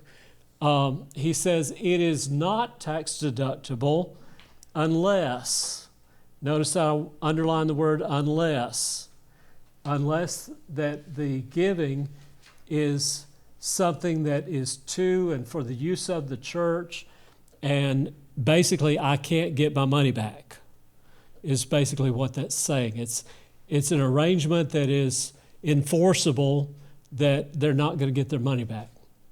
And then it is tax deductible. So that his wording there came about because of a court case. And so in other words, our youth going on a mission trip, yes, it can be tax deductible, but first meeting that we have with the parents, we need to tell them, now look, your contributions are not, they're going to be tax deductible, but you can't get your money back. If your child cannot go, then you're just going to be helping others to go. Okay? Does this make sense about mission trips? All right, okay, now down at the bottom of the page, repurposing designated money. Repurposing designated money. This is important. How many of y'all have designated funds other than your regular church budget? Okay. How many? That's almost everybody. How many of you have more than 5? Okay. Anybody have more than 6?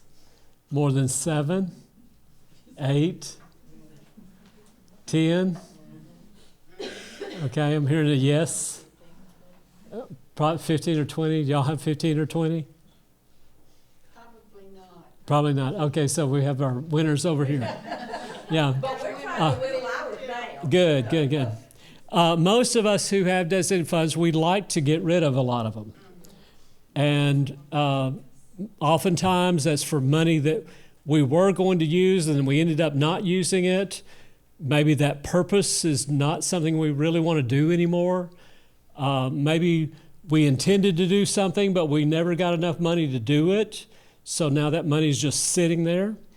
And so very first thing with designated money, can you legitimately spend the money? Can you legitimately spend the money? There was one church that had some money that was designated for something youth, and they had youth. They could spend the money. They could legitimately spend the money, but for some reason they were complaining about all their designated funds, but they weren't spending that money. Well, go ahead and spend it. And a lot of churches will have the policy, designated money is the first money we spend. And that's one good way to help cut down on all these designated funds. Now, sometimes your designated money is a different purpose. Like, let's say we have a youth budget. That might be for materials and activities and what we do and where we go, stuff. And then you might have a youth designated fund. That might be for more permanent equipment that we might need. You know, maybe we need a new sound system. Maybe we need more in the visuals and stuff, or things that they're doing. Or maybe we need a foosball table, something like that. So some churches do it that way. It doesn't matter how you do it, but just kind of have a system. But if our youth designated money doesn't have any purpose to it, that's sitting here in this designated account, let's spend it. Let's just spend it. So that's number one. Let's try to spend it. Number two is what if we want to change that money? Let's say it was for a new sanctuary and we never did get enough money to do anything, and now we're not going to build a new sanctuary. We would like to remodel the one we've got. Okay? Well, that money's just sitting there. And the way to repurpose designated money is to have a vote of the church. Hey, we're going to abandon the project to build a sanctuary. Now we want to just remodel. Then you get permission from all the donors. Well, that's almost impossible to do. So at the bottom of the page, we've got something that is fairly new to us that we didn't know about it a couple of years ago. And that is there's an Alabama law that if you have a designated line, if a charity, that's a church, has a designated line that is more than 10 years old and less than $50,000, you may contact the Attorney General of Alabama with your intent to change that designation. And you must wait 60 days, and then after that, you can change it. And what they're saying is it gives the Alabama Attorney General a chance to say no to you. They could say, no, you can't do that. But the waiting 60 days is for that purpose. And if you don't hear from the Attorney General after 60 days, you can change it. And so in my example, yes, you could, and this money's been sitting there more than 10 years, it's less than $50,000, then we could change it using that methodology.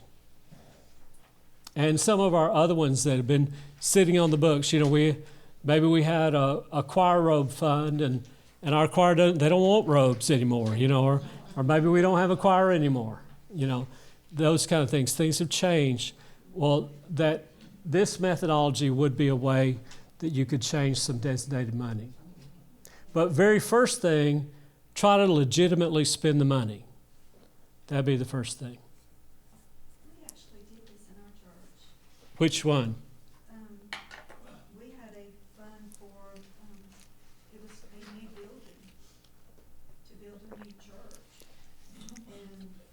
we were not gonna use it for that. And we needed to use the money to build a new, multi-purpose building. And actually, it was to build it on a new land, and we weren't gonna use it for that. And so I kept up with a list of everybody who gave to that fund, and it was more than $50,000. So we sent out certified letters to all of those Okay. donors. And we got every one of them back. And we just asked them if they wanted, if we could move the money, or if they wanted it back. And then we had 2 people that wanted it back. And so I cut them, went to the bank, got certified checks, Mhm. official checks, sent it certified to them, sent the money back to them, and when it was all said and done, we was able to use the money. Okay. Wow, you're the first person I've heard do all that. Now, a lot of times our records aren't good enough, and it goes back way before our time. You know, it goes back 20 years, and we've only been here 5. You know, so a lot of times it's just impossible. But you've done a great job. That's a great job. But One signer on the checks. okay, I'm not going to hold that against you. You're still doing a good job. And I do all those jobs. Yeah, but one more suggestion, and that is all of our designated offerings, let's try to make a broad category.